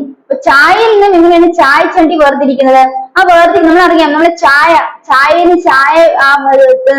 ചായപ്പൊടി എങ്ങനെ വേർതിരിക്കുന്നത്? നമ്മൾ അരിച്ചെടുക്കും അല്ലെ. അപ്പൊ വേർതിരിക്കുന്ന രീതി എന്താണ്? അവിടെ അരിക്കൽ അല്ലെ. എന്താണ്? അരിക്കൽ. അപ്പൊ ചായയിൽ നിന്നും ചായച്ചണ്ടി വേർതിരിക്കുന്നത്. ടീ ഡ്രഗ് ഫ്രം ടീ എന്താണ്? ടീ ഡ്രഗ് ഫ്രം ടീ എങ്ങനെയാണ് വേർതിരിക്കുന്നത്? വേർതിരിക്കുന്ന രീതി അല്ലെങ്കിൽ ഫിൽട്രേഷൻ, അരിക്കൽ എന്നാണ് പറയുന്നത്. എന്താണ്? അരിക്കൽ അല്ലെങ്കിൽ ഫിൽട്രേഷൻ. അപ്പൊ ചായയിൽ നിന്ന് ചായച്ചട്ടി വേർതിരിക്കുന്ന ഏത് രീതിയാണ്? വേർതിരിക്കുന്ന രീതി അരിക്കൽ അല്ലെങ്കിൽ filtration. Tea dreg from tea എങ്ങനെയാണ് നമ്മൾ വേർതിരിക്കുന്നത്? അരിക്കൽ അല്ലെങ്കിൽ ഫിൽട്രേഷൻ. എന്റെ മക്കൾക്ക് അറിയുന്ന കാര്യമാണ് അല്ലേ ഇത്? ഇനി ഇവിടെ എന്തുകൊണ്ടാണ് നമ്മൾ ഈ രീതി ഉപയോഗപ്പെടുത്തുന്നത്? അപ്പൊ ചായയിൽ നിന്ന് ചായച്ചണ്ടി വേർതിരിക്കാൻ നമ്മൾ അരിക്കൽ അല്ലെങ്കിൽ ഫിൽട്രേഷൻ എന്ന രീതി ഉപയോഗിക്കും. എന്തുകൊണ്ടാണ് നമുക്ക് അങ്ങനെ വേർതിരിക്കാൻ സാധിക്കുന്നത്? അവിടെ നമ്മൾ മനസ്സിലാക്കേണ്ടത് ഈ ചായക്കും കണികകളുണ്ട്, അതുപോലെ ചായച്ചണ്ടിക്ക് എന്തുണ്ട്? കണികകളുണ്ട് അല്ലെ. അപ്പൊ ചായച്ചണ്ടികളുടെയും ചായയുടെയും കണികകളില് വലിപ്പ വ്യത്യാസം അനുസരിച്ചാണ് നമ്മൾ വേർതിരിക്കുന്നത്. അപ്പൊ ചായച്ചണ്ടി എടുക്കാം, അതുപോലെ ചായ എടുക്കാം. അപ്പൊ ചായച്ചണ്ടിക്കും ചായക്കും അവിടെ കണികകളില് വലിപ്പ വ്യത്യാസം കാണും അല്ലെ. അപ്പം ഏതിന്റെ വലിപ്പ വ്യത്യാസം ആയിരിക്കും? അപ്പൊ നമ്മളെ ചായച്ചണ്ടി അവിടെ ആ കണികളുടെ വലിപ്പ വ്യത്യാസം ഉപയോഗപ്പെടുത്തിയാണ് നമ്മൾ അതിനെ വേർതിരിക്കുന്നത്. ഏത് മെത്തേഡ് യൂസ് ചെയ്യുന്നത്? ഫിൽട്രേഷൻ അരിക്കൽ എന്ന മെത്തേഡ് യൂസ് ചെയ്യുന്നത്. അപ്പൊ നിങ്ങൾ ഇത്രയും മനസ്സിലാക്കാം. സന്ദർഭം എന്താണ്? ചായയിൽ ചെന്നും ചായച്ചണ്ടി വേർതിരിക്കുന്നു അല്ലെ. ടീ ഡ്രഗ് നിന്ന് ടീ വേർതിരിക്കുന്നു. ഏത് മെത്തേഡാണ് യൂസ് ചെയ്യുന്നത്? വേർതിരിക്കുന്ന രീതിയാണ് അരിക്കൽ അല്ലെങ്കിൽ ഫിൽട്രേഷൻ. എന്തുകൊണ്ട് ആ രീതി ഉപയോഗപ്പെടുത്തുന്നത്? കണികകളുടെ വലിപ്പ വ്യത്യാസം ഉപയോഗപ്പെടുത്തിക്കൊണ്ടാണ് ആ രീതി നമ്മൾ എടുത്തിരിക്കുന്നത്. വേർതിരിക്കാൻ ഉപയോഗപ്പെടുത്തുന്ന സ്വഭാവം ഏതാണ്? കണികകളുടെ വലിപ്പ വ്യത്യാസം. Difference in size of particles. അപ്പൊ എന്താണ്? Difference in size of particles ആണ് നമ്മൾ അവിടെ ഉപയോഗപ്പെടുത്തിയിരിക്കുന്നത്. അടുത്തത് രണ്ടാമത് കടൽ വെള്ളത്തിൽ നിന്ന് ഉപ്പ് അല്ലെ. കടൽ വെള്ളത്തിൽ നിന്ന് ഉപ്പ്, അതായത് common salt from sea water. എങ്ങനെയാണ് നമ്മൾ എടുക്കുന്നത്? കടൽ വെള്ളത്തിൽ ഉപ്പ് ബാഷ്പീകരണം നമ്മൾ കണ്ടിട്ടുണ്ട്. കടപ്പുറത്തൊക്കെ ഇങ്ങനെ ഉപ്പ് കടൽ വെള്ളത്തിൽ ഉപ്പ് എടുത്തിട്ട് എന്ത് ചെയ്യുന്നു? ഉപ്പ് ബാഷ്പീകരണത്തിലൂടെ നമുക്ക് ലഭിക്കുന്നത് അല്ലെ. ബാഷ്പീകരണം, ഇവോപ്പറേഷൻ. അപ്പൊ കടൽ വെള്ളത്തിൽ ഉപ്പ് വേർതിരിക്കുന്ന രീതി എന്താണ്? ബാഷ്പീകരണം, ഇവോപ്പറേഷൻ. ഇവിടെ എന്ത് സ്വഭാവമാണ് ഇങ്ങനെ ബാഷ്പീകരണം നടത്താൻ വേണ്ടി ഉപയോഗപ്പെടുന്നത്? ആ ജലത്തിന്റെ ബാഷ്പീകരണ സ്വഭാവം. അതായത് നമ്മൾ കടൽ വെള്ളത്തിൽ നിന്ന് ഉപ്പിന് വേർതിരിക്കുന്നത് അല്ലെ. ബാഷ്പീകരണം, ഇവോപ്പറേഷൻ. അവിടെ ഇവോപ്പറേഷൻ പെട്ടെന്ന് ഇവോപ്പറേറ്റ് ചെയ്ത് പോകുന്ന ആരാ? ജലം അല്ലെ. ജലത്തിന്റെ ബാഷ്പീകരണ സ്വഭാവമാണ് ഇവിടെ ഉപയോഗപ്പെടുത്തുന്നത്. അപ്പൊ കടൽ വെള്ളത്തിൽ നിന്ന് ഉപ്പ് വേർതിരിക്കുന്ന രീതി ബാഷ്പീകരണം, ഇവോപ്പറേഷൻ. ജലത്തിന്റെ ബാഷ്പീകരണ സ്വഭാവമാണ് അവിടെ ഉപയോഗപ്പെടുത്തുന്നത് അല്ലെ. എന്താണ്? Vaporisation property of water. Vaporisation property of water ആണ് അവിടെ ഉപയോഗപ്പെടുത്തുന്നത്. അടുത്തത് ചഫ് ഫ്രം പാഡി അല്ലെ. നെല്ലും പതിരും വേർതിരിക്കും. ചഫ് ഫ്രം പാഡി എങ്ങനെയാ? നമ്മൾ പാറ്റിയാണ് വേർതിരിക്കുന്നത് അല്ലെ. അപ്പൊ വിന്നോവിങ്, പാറ്റൽ, വിന്നോവിങ്. അവിടെ എന്താണ് കണികകളുടെ ഭാര വ്യത്യാസമാണ് നമ്മൾ ഉപയോഗപ്പെടുത്തുന്നത്. കണികളുടെ ഭാര വ്യത്യാസമാണ് അവിടെ ഉപയോഗിക്കുന്നത്. അപ്പൊ നെല്ലും പതിരും എങ്ങനെ വേർതിരിക്കും? ആ കണികളുടെ ഭാര വ്യത്യാസം അനുസരിച്ചാണ് നമ്മൾ നെല്ലും പതിരും വേർതിരിക്കുന്നത്. അപ്പൊ എന്താ വിന്നോവിങ് അല്ലെങ്കിൽ പാച്ചലാണ് അവിടെ രീതി. ഇനി അലുമിനിയം പൊടിയും ഇരുമ്പ് പൊടിയും കലർന്ന മിശ്രിതത്തിൽ നിന്ന് ഇരുമ്പ് വേർതിരിക്കുന്നു. അലുമിനിയം പൊടിയും ഇരുമ്പ് പൊടിയും ചേർന്ന മിശ്രിതത്തിൽ നിന്ന് ഇരുമ്പ് വേർതിരിക്കുന്നു. എങ്ങനെ വേർതിരിക്കുന്നു? ഇവിടെ കാന്തം ഉപയോഗിച്ച്, എന്താ ഇവിടെ കാന്തം ഉപയോഗിക്കാൻ കാരണം ഇരുമ്പിന്റെ കാന്തിക സ്വഭാവമാണ് ഉപയോഗപ്പെടുത്തുന്നത് അല്ലെ. ഇരുമ്പിന്റെ കാന്തിക സ്വഭാവം ഉപയോഗപ്പെടുത്തി കാന്തം ഉപയോഗിച്ചാണ് അലുമിനിയം പൊടിയിൽ നിന്ന് ഇരുമ്പ് പൊടിയിൽ കലർന്ന മിശ്രിതത്തിൽ നിന്ന് ഇരുമ്പിനെ നമ്മൾ വേർതിരിക്കുന്നത്. അപ്പൊ എന്റെ മക്കൾക്ക് മനസ്സിലായോ? ഇവിടെ നമ്മൾ മനസ്സിലാക്കേണ്ടത് പ്രധാനമായും എന്തൊക്കെയാണ്? ചായയിൽ നിന്ന് ചായച്ചണ്ടി വേർതിരിക്കുന്നതിന്, ടീ ഡ്രഗ് എന്ന് ടീ വേർതിരിക്കുന്നത് എങ്ങനെയാണ്? ഫിൽട്രേഷൻ അല്ലെങ്കിൽ അരിക്കൽ എന്ന രീതിയാണ് ഉപയോഗപ്പെടുത്തുന്നത്. എന്തുകൊണ്ടാണ് ആ രീതി ഉപയോഗപ്പെടുത്തിയത്? എന്ത് സ്വഭാവത്തെ മുൻനിർത്തിക്കൊണ്ടാണ്? കണികകളുടെ വലിപ്പ വ്യത്യാസം, എന്താണ് difference in size of particles. അടുത്തത് കടൽ വെള്ളത്തിൽ നിന്ന് ഉപ്പ്, common salt from sea water. കടൽ വെള്ളത്തിൽ നിന്ന് ഉപ്പ് എങ്ങനെ വേർതിരിക്കും? ബാഷ്പീകരണ ഇവോപ്പറേഷൻ. അവിടെ എന്താണ്? ജലത്തിന്റെ ബാഷ്പീകരണ സ്വഭാവം, വേപ്പറൈസേഷൻ പ്രോപ്പർട്ടി ഓഫ് വാട്ടർ ആണ് ഉപയോഗപ്പെടുത്തിയിരിക്കുന്നത്. അടുത്ത നെല്ലും പതിരും വേർതിരിക്കുന്നു, ചഫ് ഫ്രം പാഡി. എന്താണ്? വിന്നോവിങ് അല്ലെങ്കിൽ പാറ്റൽ. വിന്നോവിങ് അല്ലെങ്കിൽ പാറ്റൽ എന്താണ്? WINNOWING, വിന്നോവിങ് അല്ലെങ്കിൽ പാറ്റൽ. ഇനി അവിടെ എന്താണ്? കണികകളുടെ ഭാര വ്യത്യാസം ഉപയോഗപ്പെടുത്തുന്ന രീതി. ഇപ്പൊ വേർതിരിക്കാൻ ഉപയോഗപ്പെടുത്തിയ സ്വഭാവം എന്താണ്? കണികകളുടെ ഭാര വ്യത്യാസം. മക്കളെ മനസ്സിലായോ? അടുത്ത അലുമിനിയം പൊടിയും ഇരുമ്പ് പൊടിയും കലർന്ന മിശ്രിതത്തിൽ നിന്ന് ഇരുമ്പ് വേർതിരിക്കുന്നു. അലുമിനിയം പൊടിയും ഇരുമ്പ് പൊടിയും കലർന്ന മിശ്രിതത്തിൽ നിന്നും ഇരുമ്പിനെ എങ്ങനെ വേർതിരിക്കാം? അപ്പൊ എന്താണ്? കാന്തിക സ്വഭാവം അല്ലെ, കാന്തം ഉപയോഗിച്ചാണ് വേർതിരിക്കുന്ന രീതി കാന്തം ഉപയോഗിച്ചാണ്. എന്താണ് ഉപയോഗപ്പെടുത്താൻ പ്രധാന കാരണം? സ്വഭാവം, കാന്തിക സ്വഭാവം അനുസരിച്ച്. ആരുടെ? ഇരുമ്പിന്റെ കാന്തിക സ്വഭാവമാണ് ഉപയോഗപ്പെടുത്തുന്നത്. അപ്പൊ ഇരുമ്പിന്റെ കാന്തിക സ്വഭാവമാണ് വേർതിരിക്കാൻ ഉപയോഗപ്പെടുത്തുന്ന സ്വഭാവം. മനസ്സിലായ മക്കളെ? ക്ലിയർ ആയ മക്കളെ? ഇത്രയും കാര്യങ്ങൾ മനസ്സിലായോ? ഇനി അടുത്തത് നമ്മൾ ഒരു പരീക്ഷണം കൂടെ മനസ്സിലാക്കാം. അതില് നമ്മള് എന്താണ്? മണ്ണെണ്ണയും ജലവും കലർന്ന മിശ്രിതത്തിൽ നിന്നും ഘടകങ്ങളായ മണ്ണെണ്ണയും ജലത്തെയും വേർതിരിക്കുക. എന്താണ് പരീക്ഷണം? മണ്ണെണ്ണയും ജലവും കലർന്ന മിശ്രിതത്തിൽ നിന്നും ഘടകങ്ങളായ മണ്ണെണ്ണയും ജലത്തെയും വേർതിരിക്കുക. അപ്പൊ ലക്ഷ്യം, നമ്മുടെ എയിം എന്താണ്? To separate kerosene and water from a mixture. മിക്സ്ചറിൽ നിന്നും കെറോസിനെയും വാട്ടറിനെയും സെപ്പറേറ്റ് ചെയ്യുക. അതിന് നമ്മൾ എന്തൊക്കെ എക്യുപ്മെന്റ്സ് അല്ലെങ്കിൽ സാമഗ്രി ഉപയോഗപ്പെടുത്തണം? എന്തൊക്കെ വേണം? മണ്ണെണ്ണയും ജലത്തെയാണ് വേർതിരിക്കാനുള്ളത് ഒരു മിശ്രിതത്തിൽ നിന്ന്. അപ്പൊ എന്തൊക്കെയാണ് നമ്മൾ സാമഗ്രി എടുക്കണം? മണ്ണെണ്ണ, ജലം, പിന്നെ സെപ്പറേറ്റിംഗ് ഫണൽ, പിന്നെ ബീക്കർ. എന്തൊക്കെയാണ്? മണ്ണെണ്ണ, ജലം, സെപ്പറേറ്റിംഗ് ഫണല്, ബീക്കർ. ഇത്രയും കാര്യമാണ് നമ്മൾ പരീക്ഷണത്തിന് ഉപയോഗപ്പെടുത്തുന്നത്. ഈ പരീക്ഷണ രീതി എങ്ങനെയാണ്? പ്രവർത്തന രീതി നോക്കാം. മണ്ണെണ്ണയും ജലവും കലർന്ന മിശ്രിതം തയ്യാറാക്കുക. ഒരു സെപ്പറേറ്റിംഗ് ഫണൽ ഈ മിശ്രിതം ഒഴിക്കുക. ഏതാനും മിനിറ്റുകൾ അനക്കാതെ വെച്ച ശേഷം നിരീക്ഷിക്കുക. അപ്പൊ നമ്മൾ മണ്ണെണ്ണയും ജലവും അടങ്ങിയ മിശ്രിതത്തിൽ നിന്ന് മണ്ണെണ്ണയും ജലത്തിനും വേർതിരിക്കുകയാണ് ചെയ്യാൻ പോകുന്നത്. അപ്പൊ മണ്ണെണ്ണയും ജലവും എടുത്ത് ഒരു മിശ്രിതമാക്കി മാറ്റുക. അതിനുശേഷം ഒരു സെപ്പറേറ്റിംഗ് ഫണലിലേക്ക് ഇതിനെ ഒഴിക്കുക. അതിനുശേഷം എന്ത് ചെയ്യുന്നു? കുറച്ചു നേരം അനക്കാതെ വെക്കുക. സെപ്പറേറ്റിംഗ് ഫണലിന്റെ അടിഭാഗത്ത് കാണുന്ന ജലത്തെ ടാപ്പ് തുറന്ന് ബീക്കറിലേക്ക് ശേഖരിക്കുക. അപ്പൊ സെപ്പറേറ്റിംഗ് ഫണലിന്റെ അടിഭാഗത്ത് എന്ത് വരുന്നുണ്ട്? ജലം വന്ന് നിറയുന്നുണ്ട്. അതിനൊരു ടാപ്പ് തുറന്ന് ബീക്കറിലേക്ക് ശേഖരിക്കുന്നു. മറ്റൊരു ബീക്കറിലേക്ക് മണ്ണെണ്ണയും ശേഖരിക്കുന്നു. മനസ്സിലായോ? അപ്പൊ ജലവും മണ്ണെണ്ണയും കലർന്ന മിശ്രിതം തയ്യാറാക്കുക. അതിലേക്ക് സെപ്പറേറ്റിംഗ് ഫണലിലേക്ക് ഒഴിക്കുക. അതിനുശേഷം ഏതാനും മിനിറ്റ് ഒന്ന് റെസ്റ്റ് ചെയ്യുക. അതിന് അനക്കാതെ വെച്ച് നിരീക്ഷിക്കുക. സെപ്പറേറ്റിംഗ് ഫണലിന് അടിയിൽ വരുന്ന ജലത്തെ ഒരു ടാപ്പ് ഉപയോഗിച്ച് ബീക്കറിലേക്ക് ശേഖരിക്കുന്നു. മറ്റൊരു ബീക്കറിലേക്ക് മണ്ണെണ്ണയും ശേഖരിക്കുന്നു. എന്ത് നിഗമനത്തിലാണ് നമ്മൾ ഇവിടെ എത്തുന്നത്? എന്താണ് ചെയ്യുന്നത്? മണ്ണെണ്ണയ്ക്ക് ജലത്തേക്കാൾ സാന്ദ്രത കുറഞ്ഞതിനാലാണ് സെപ്പറേറ്റിംഗ് ഫണൽ ഉപയോഗിച്ചത്. അപ്പൊ ഇവിടെ സെപ്പറേറ്റിംഗ് ഫണൽ ഉപയോഗിച്ചു നമ്മൾ ഈ മിശ്രിതത്തിൽ നിന്ന് ഈ മണ്ണെണ്ണയെ അല്ലെങ്കിൽ മണ്ണെണ്ണയും ജലവും മിശ്രിതത്തിൽ നിന്ന് ജലത്തെ സെപ്പറേറ്റ് ചെയ്യാൻ വേണ്ടി നമ്മൾ ഇവിടെ എന്ത് യൂസ് ചെയ്തു? സെപ്പറേറ്റിംഗ് ഫണൽ ഉപയോഗപ്പെടുത്തി. അപ്പൊ മണ്ണെണ്ണയ്ക്ക് എന്തുകൊണ്ടാണ് സെപ്പറേറ്റിംഗ് ഫണൽ ഉപയോഗപ്പെടുത്തി നമ്മളെ മാറ്റിയെടുത്തത്? എന്തുകൊണ്ടാണ്? മണ്ണെണ്ണയ്ക്ക് ജലത്തേക്കാൾ സാന്ദ്രത കുറഞ്ഞതിലാണ് സെപ്പറേറ്റിംഗ് ഫണൽ ഉപയോഗിച്ചത്. മണ്ണെണ്ണയും ജലവും കലർന്ന മിശ്രിതത്തെ അവയുടെ ഘടകങ്ങളാക്കി വേർതിരിക്കാൻ കഴിഞ്ഞത്. അപ്പൊ മണ്ണെണ്ണയ്ക്ക് ജലത്തേക്കാൾ സാന്ദ്രത കുറവാണ്. അതുകൊണ്ട് നമ്മൾ സെപ്പറേറ്റിംഗ് ഫണൽ ഉപയോഗിച്ച് മണ്ണെണ്ണയും ജലവും കലർന്ന മിശ്രിതത്തിൽ നിന്ന് അവയെ ഘടകങ്ങളാക്കി വേർതിരിക്കാൻ നമുക്ക് സാധിച്ചത് ഈ സെപ്പറേറ്റിംഗ് ഫണൽ ഉപയോഗപ്പെടുത്തിയാണ് മനസ്സിലാക്കി വെക്കുക. മനസ്സിലായോ? അപ്പൊ സെപ്പറേറ്റിംഗ് ഫണലാണ് മണ്ണെണ്ണയും ജലവും മിശ്രിതത്തിൽ നിന്ന് മണ്ണെണ്ണയെ വേർതിരിക്കാൻ ഉപയോഗപ്പെടുത്തിയത്. എന്തുകൊണ്ടാണ്? മണ്ണെണ്ണയ്ക്ക് ജലത്തേക്കാൾ സാന്ദ്രത കുറവാണ്. അപ്പൊ ജലത്തേക്കാൾ സാന്ദ്രത കുറവായ വസ്തുക്കളെ വേർതിരിക്കാൻ വേണ്ടി ഉപയോഗിക്കുന്ന എന്താണ്? ഇവിടെ മണ്ണെണ്ണയെ വേർതിരിക്കാൻ, ജലത്തിൽ നിന്ന് വേർതിരിക്കാൻ എന്ത് ഉപയോഗിച്ച് ചെയ്തു? Separating funnel. എന്താ അവിടെ വേർതിരിക്കാൻ ഉപയോഗപ്പെടുത്തിയ സ്വഭാവം? മണ്ണെണ്ണയ്ക്ക് ജലത്തേക്കാൾ സാന്ദ്രത കുറവാണ്. ഇതാണ് അവിടെ ഉപയോഗപ്പെടുത്തിയത്. മനസ്സിലായോ? അപ്പൊ ഈ പരീക്ഷ ക്ലിയർ ആയോ? അപ്പൊ എത്രയാണ് നമ്മൾ മനസ്സിലാക്കുക? അപ്പൊ കെറോസിനും വാട്ടറും നമ്മൾ സെപ്പറേറ്റ് ചെയ്യാൻ വേണ്ടി എടുത്തു. അതിൽ കെറോസിൻ വാട്ടറും കൂടെ മിക്സ് ചെയ്ത ഒരു സൊല്യൂഷൻ എടുത്തു, സെപ്പറേറ്റിംഗ് ഫണൽ എടുത്തു, ബീക്കർ എടുത്തു. എന്നിട്ട് എന്ത് ചെയ്തു? pour the mixture of kerosene water in a separating funnel. Keep it in rest for some time. Keep it in rest for some time. We can see the separating below the separating funnel, the water gets deposited and water is collected inside a beaker. Then in another beaker, kerosene was also collected. Here, what is the observation? That is, the kerosene has less density as compared to water. And water is having more density than kerosene. Kerosene is having less density than water. Kerosene ജലത്തേക്കാൾ സാന്ദ്രത കുറവാണ്. So that for that reason, separating funnel is used to separate this kerosene from mixture of kerosene and water. മനസ്സിലായോ മക്കളെ? അപ്പൊ ഇവിടെ separating funnel ഉപയോഗപ്പെടുത്തിയാണ് ഇവിടെ separate ചെയ്തിരിക്കുന്നത്. അപ്പൊ എന്റെ മക്കൾക്ക് ഈ ക്ലാസ് പറഞ്ഞ കാര്യങ്ങളൊക്കെ മനസ്സിലായോ? നല്ല ക്ലിയർ ആയോ? അപ്പൊ ഞാൻ ഒരു ചോദ്യം ചോദിക്കുകയാണ്. നമ്മൾ അലുമിനിയം പൊടിയും ഇരുമ്പ് പൊടിയും കലർന്ന മിശ്രിതത്തിൽ നിന്ന് ഇരുമ്പിനെ എങ്ങനെ വേർതിരിക്കും? വേർതിരിക്കുന്ന രീതി ആർക്ക് പറയാം? അതെ അല്ലെ, എന്താണ് എങ്ങനെയാണ്? കാന്തം ഉപയോഗിച്ചാണ് നമ്മൾ വേർതിരിച്ചത്. എന്തുകൊണ്ടാ കാന്തം ഉപയോഗിച്ചത്? ഇരുമ്പിന്റെ കാന്തിക സ്വഭാവം എടുത്തുകൊണ്ട് അല്ലെ, വേർതിരിക്കാൻ ഉപയോഗിച്ച സ്വഭാവം എന്താണ്? വേർതിരിക്കാൻ ഉപയോഗപ്പെടുത്തിയ സ്വഭാവം എന്താണ്? ഇരുമ്പിന്റെ കാന്തിക സ്വഭാവം. അപ്പൊ ഇരുമ്പിന് കാന്തിക സ്വഭാവം ഉള്ളതുകൊണ്ട് ഈ പറഞ്ഞ അലുമിനിയം പൊടിയും ഇരുമ്പ് പൊടിയും ചേർന്ന മിശ്രിതത്തിൽ നിന്ന് ഇരുമ്പിനെ നമുക്ക് എങ്ങനെ വേർതിരിക്കാം? കാന്തിക സ്വഭാവം ഉള്ളതുകൊണ്ട് ഇരുമ്പ് എന്ത് ചെയ്യും? കാന്തത്തിലേക്ക് ആകർഷിക്കപ്പെടുന്നു അല്ലെ. അങ്ങനെ നമുക്ക് കാന്തിക സ്വഭാവമുള്ള ഇരുമ്പിന്റെ കാന്തിക സ്വഭാവം ഉപയോഗപ്പെടുത്തി ഇരുമ്പ് പൊടിയും അലുമിനിയം പൊടിയും ചേർന്ന മിശ്രിതത്തിൽ നിന്ന് ഇരുമ്പ് പൊടിയെ വേർതിരിക്കാൻ സാധിക്കും. അപ്പൊ ഇരുമ്പിന്റെ എന്ത് കാന്തിക സ്വഭാവം ഉപയോഗപ്പെടുത്തി അതിന് നമ്മൾ എന്താ വസ്തു ഉപയോഗിച്ചത്? കാന്തം ഉപയോഗിച്ചു. ക്ലിയർ ആയ മക്കളെ? നിങ്ങൾക്ക് മനസ്സിലായോ?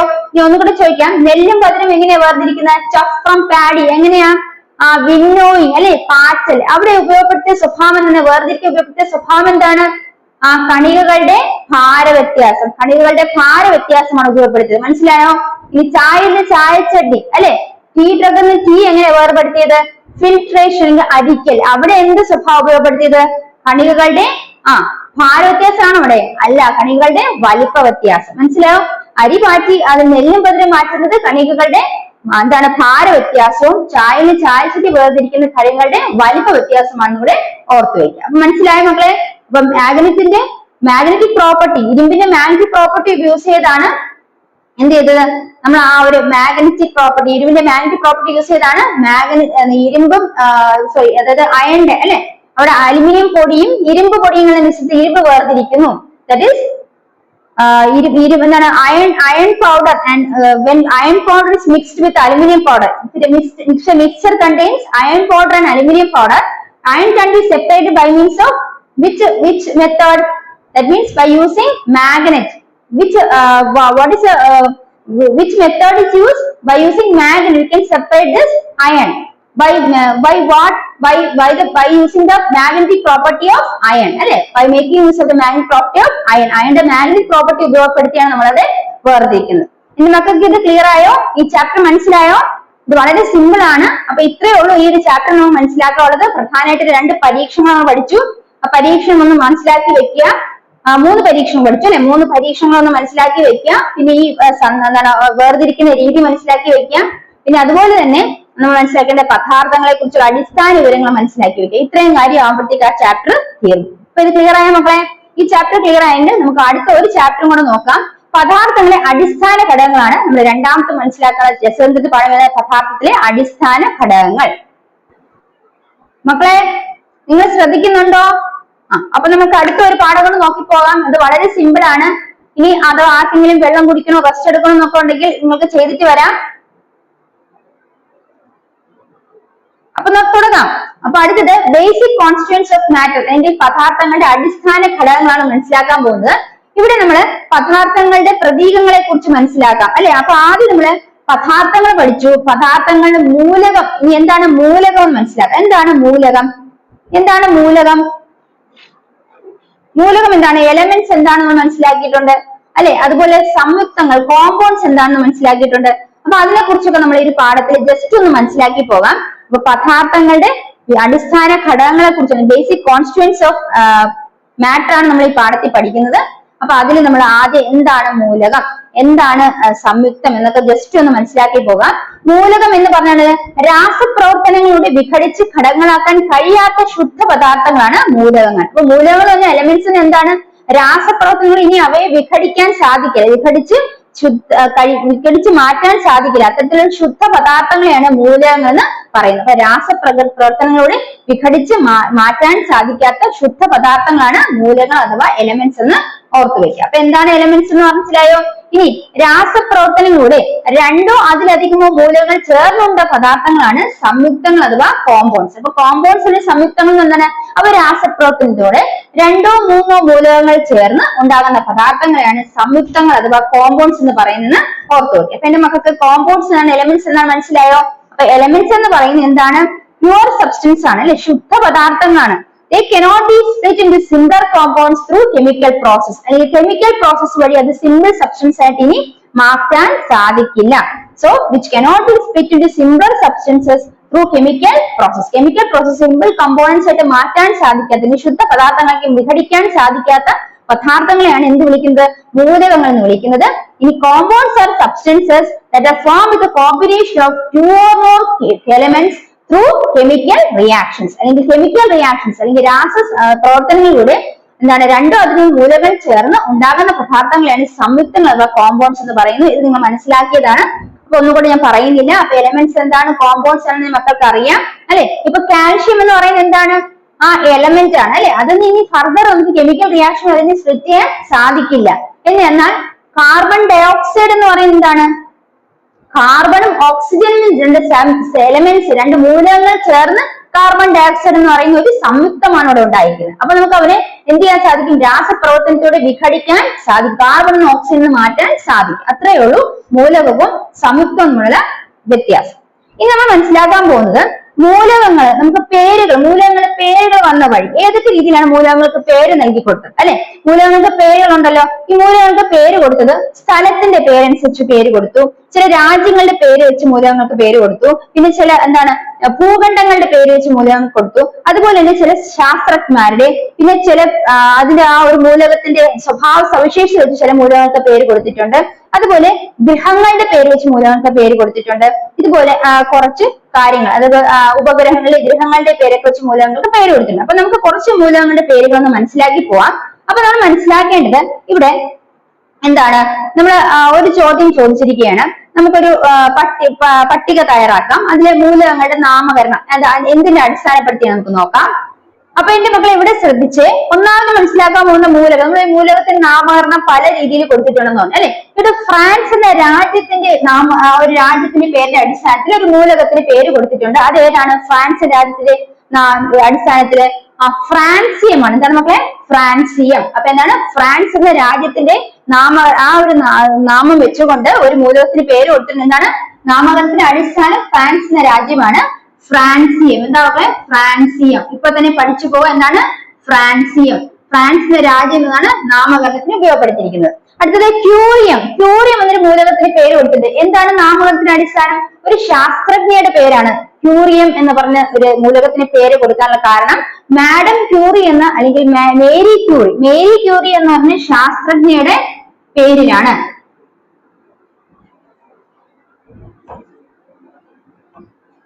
Marie Curie. അപ്പൊ മേരി ക്യൂറി ആരാ? ഒരു ശാസ്ത്രജ്ഞ. അപ്പൊ ഈ ശാസ്ത്രജ്ഞയുടെ പേരിലാണ് എന്തിന് നാമകരണം കൊടുത്തിരിക്കുന്നത്? ക്യൂറിയം എന്ന മൂലകത്തിന് പേര് കൊടുത്തിരിക്കുന്നത് മേരി ക്യൂറി എന്ന ശാസ്ത്രജ്ഞയുടെ പേരിലാണ്. അടുത്തത് നെപ്റ്റ്യൂൺ. എന്താണ്? നെപ്റ്റ്യൂൺ എന്ന് പറയുന്ന ഒരു ഗ്രഹമാണ് അല്ലെ. നമ്മൾ പഠിച്ചിട്ടുണ്ട് നെപ്റ്റ്യൂൺ എന്ന ഗ്രഹം. നെപ്റ്റ്യൂൺ എന്ന ഗ്രഹ നാമകരണം അടിസ്ഥാനമാക്കി ഒരു മൂലകത്തിന് പേര് കൊടുത്തിട്ടുണ്ട്. അതാണ് നെപ്റ്റ്യൂണിയം. എന്താണ്? നെപ്റ്റ്യൂണിയം. മനസ്സിലാക്കാൻ, നെപ്റ്റ്യൂണിയം. നെപ്റ്റ്യൂൺ ഒരു ഗ്രഹമാണ്. ആ ഗ്രഹത്തിന്റെ പേരിൽ ഒരു മൂലകത്തിന് പേര് കൊടുത്തിട്ടുണ്ട്. എന്താണ്? നെപ്റ്റ്യൂണിയം. ഇതാണ് നെപ്റ്റ്യൂണിയം. മനസ്സിലായോ മക്കളെ? നെപ്റ്റ്യൂണിയം. മനസ്സിലായോ? എന്നിട്ട് ഇൻഡിഗോ. ഇൻഡിഗോ ഒരു നിറമാണ്. ഇൻഡിഗോ എന്നൊരു നിറത്തിന്റെ അടിസ്ഥാനത്തിൽ ഒരു മൂലകത്തിന് പേര് കൊടുത്തിട്ടുണ്ട്. എന്താണ്? ഇന്ഡിയം. എന്താണ്? ഇന്ഡിയം. ഇന്ഡിയം. അപ്പൊ മക്കളെ നോക്കാം, ഇത് തീർച്ചയായും പരീക്ഷയ്ക്ക് നിങ്ങൾ പഠിച്ചു തന്നെ ചെയ്യണം. അതുപോലെ നമ്മൾ മുമ്പേ പഠിച്ച പാഠത്തിൽ പറഞ്ഞിരിക്കുന്ന എല്ലാ കാര്യങ്ങളും അത് നിങ്ങൾ മനസ്സിലാക്കി വെക്കുക. അത് പരീക്ഷയ്ക്ക് തീർച്ചയായും ചോദിക്കും. അപ്പൊ ആ ഒരു പാഠത്തിന് അത്രയും കാര്യങ്ങൾ നിങ്ങൾ ക്ലിയർ ആയിട്ട് മനസ്സിലാക്കി വെക്കണം. അപ്പൊ ഇവിടെ നമ്മൾ ഇനി മനസ്സിലാക്കാൻ പോകുന്നത് ഈ ബേസിക് കോൺസ്റ്റന്റ്സ് ഓഫ് മാറ്റർ അല്ലെ, പദാർത്ഥങ്ങളുടെ സ്വഭാവം എന്ന പാഠത്തില് നമ്മൾ ആദ്യം പഠിച്ചത് എന്താണ്, ആ മൂലകം എന്താണ്, സംയുക്തം എന്താണെന്ന് മനസ്സിലാക്കി. ഇനി ഇവിടെ മനസ്സിലാക്കാൻ പോകുന്നത് മൂലകത്തിന്റെ നാമകരണം എന്തിന്റെയൊക്കെ അടിസ്ഥാനം കൊടുത്തിരിക്കുന്നു അല്ലെ. അപ്പൊ അതിൽ കുറെ കാര്യങ്ങൾ പറഞ്ഞിട്ടുണ്ട്. പക്ഷെ നിങ്ങൾ ഇത്രയെങ്കിലും നിങ്ങൾ എന്ത് ചെയ്യണം, ഈ ഇത്രയും പോർഷൻ പഠിച്ചു തന്നെ ഇരിക്കണം. ഇത്രയും പഠിച്ചാൽ ഇതിൽ നമുക്ക് മാർക്ക് ഉറപ്പായിട്ട് ലഭിക്കുന്നതാണ്. അപ്പൊ ഫ്രാൻസിയം എന്ന് പറയുന്ന മൂലകം ഫ്രാൻസ് രാജ്യമാണ് അവിടെ നാമകരണത്തിന്റെ അടിസ്ഥാനം മനസ്സിലാക്കുക. ഇനി ക്യൂറിയം എന്ന് പറയുന്ന മൂലകം മേരി ക്യൂറി എന്ന ശാസ്ത്രജ്ഞയുടെ നാമകരണത്തിന്റെ അടിസ്ഥാനത്തിലാണെന്ന് മനസ്സിലാക്കുക. ഇനി നെപ്റ്റ്യൂണിയം എന്ന് പറയുന്ന മൂലകം നെപ്റ്റ്യൂൺ എന്ന ഗ്രഹം എന്ന നാമകരണത്തിന്റെ അടിസ്ഥാനത്തിലാണ്. അതുപോലെ യൂറോപ്പിയം എന്ന് പറയും, ഞാൻ പറഞ്ഞു വിട്ടുപോയി, ഏതാണ് യൂറോപ്പിയം അല്ലെ. യൂറോപ്പിയം എന്ന് പറയുന്നത് എന്താണ്, നമ്മളൊരു വൻകരയാണ് അല്ലെങ്കിൽ കോണ്ടിനെന്റ്, എന്താണ് ഭൂഖണ്ഡം, എന്താണ് ഒരു ഭൂഖണ്ഡം. അപ്പൊ യൂറോപ്പ് എന്ന ഭൂഖണ്ഡത്തിന്റെ പേരിലാണ് യൂറോപ്പിയം എന്ന് പറയുന്ന ഒരു മൂലകത്തിന് പേര് കൊടുത്തിരിക്കുന്നതാണ് യൂറോ. അതും കൂടെ നിങ്ങൾ ഓർത്തു വെക്കുക കേട്ടോ. അപ്പൊ നമ്മൾ എന്തൊക്കെ മനസ്സിലാക്കി, മൂലകങ്ങൾക്ക് പേര് കൊടുത്തിരിക്കുന്നത് ഗ്രഹത്തിന്റെ പേര്, ശാസ്ത്രജ്ഞന്റെ പേര്, പിന്നെ പ്രത്യേക സവിശേഷണം ഉണ്ടെങ്കിൽ അതിന്റെ അടിസ്ഥാനത്തിൽ പേര് കൊടുത്തിട്ടുണ്ട് അല്ലെ. അതുപോലെ എന്താണ്, ഭൂഖണ്ഡങ്ങൾക്ക് പേര് കൊടുത്തിട്ടുണ്ട്, രാജ്യത്തിന്റെ പേര് കൊടുത്തിട്ടുണ്ട് അല്ലെ. ഇപ്പൊ രാജ്യത്തിന്റെ അടിസ്ഥാനം നമ്മൾ ഫ്രാൻസ് പഠിക്കുക, അതിന് മൂലകം ഏതാണ്, ഫ്രാൻസിയം. ഇനി ശാസ്ത്രജ്ഞയാണെങ്കിലോ മേരി ക്യൂറി, ഏതാ മൂലകം, ക്യൂറിയം. ഇനി ഗ്രഹം നെപ്റ്റ്യൂൺ എന്ന ഗ്രഹം, ഏതാ മൂലകം, നെപ്റ്റ്യൂണിയം. മനസ്സിലായോ മക്കളെ. അടുത്ത യൂറോപ്പ് ഭൂഖണ്ഡമാണ്, ആ യൂറോപ്പ് എന്ന ഭൂഖണ്ഡത്തിന്റെ പേരിൽ ഒതുക്കിയ മൂലകം എന്താണ്, യൂറോപ്പിയം. എന്താണ്, യൂറോപ്പിയം. അടുത്തത് ഇൻഡിഗോ, നിറമാണ്, നിറം അല്ലെ, ഒരു സ്വഭാവ സവിശേഷതയാണ് അല്ലെ. അതിന്റെ അടിസ്ഥാനത്തിൽ ഒരു മൂലകത്തിൽ പേര് കൊടുത്തിരിക്കുന്ന ഇന്ത്യം. എന്താ പറയുക, ഇന്ത്യം. അപ്പൊ ഇത്ര നിങ്ങൾ മനസ്സിലാക്കിയോ, ഇത്രയും ക്ലിയർ ആയോ. അപ്പൊ നമുക്ക് അടുത്ത ഒരു പട്ടികയും കൂടെ പഠിച്ചു പോവാം. അപ്പൊ ഈ ഒരു ചോദ്യം ശ്രദ്ധിക്കുക, ഇതില് മൂലകങ്ങൾ പേര് കൊടുത്തിട്ടുണ്ട്, പിന്നെ അവയുടെ ഇംഗ്ലീഷ് നാമം അല്ലെങ്കിൽ ലാറ്റിൻ നാമം കൊടുത്തിട്ടുണ്ട്, അതുപോലെ പ്രതീകവും കൊടുത്തിട്ടുണ്ട്. അപ്പൊ കാർബൺ മൂലകത്തിന്റെ പേരാണ്, ഇംഗ്ലീഷ് നാമം എന്താണ്, കാർബൺ, പ്രതീകം സി ആണ്. ഇനി നൈട്രജൻ, ഇംഗ്ലീഷ് നാമം എന്താണ്, നൈട്രജൻ, അതുപോലെ പ്രതീകം എൻ ആണ്. കാൽഷ്യം, ഇംഗ്ലീഷ് നാമമാണ് കാൽഷ്യം, ക്ലോറിൻ കാൽഷ്യം, പ്രതീകം സി എ ആണ്. അടുത്ത ക്ലോറിൻ, അത് എന്താണ് പേര്, ക്ലോറിൻ, സി എൻ ആണ് പ്രതീകം. അടുത്ത സോഡിയം പ്രതീകം Na ആണ്. പൊട്ടാഷ്യം പ്രതീകം K ആണ്. ഇവിടെ ചോദിച്ചിരിക്കുന്ന ചോദ്യങ്ങൾക്ക് ഉത്തരം പറയാൻ സാധിക്കും നോക്കാം.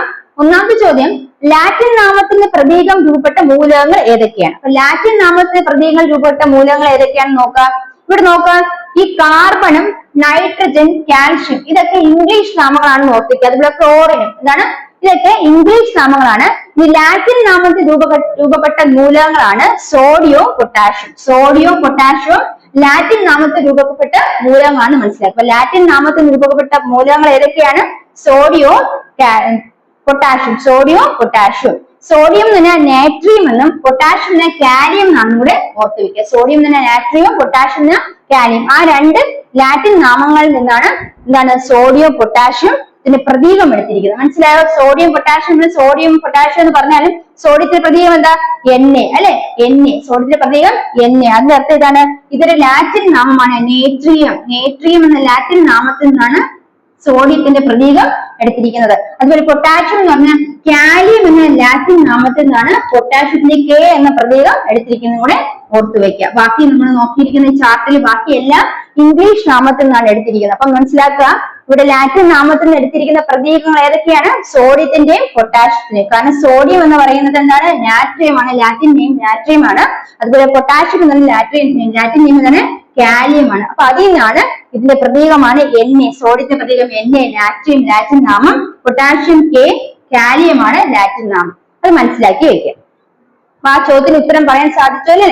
അടുത്ത ചോദ്യം, ഇംഗ്ലീഷ് നാമത്തിലെ ആദ്യ അക്ഷരത്തിന് പുറമെ രണ്ടാമത്തെ അക്ഷരം കൂടി പ്രതീകമായി വരുന്ന മൂലകം ഏത്. അപ്പൊ ഇംഗ്ലീഷ് അക്ഷരങ്ങളിലെ ആദ്യ അക്ഷരം ആണ് ഓരോ മൂലകത്തിന്റെ പ്രതീകമായിട്ട് നമ്മൾ എഴുതിയിരിക്കുന്നത്. കാർബൺ ആണെങ്കിൽ C, നൈട്രജൻ ആണെങ്കിൽ N.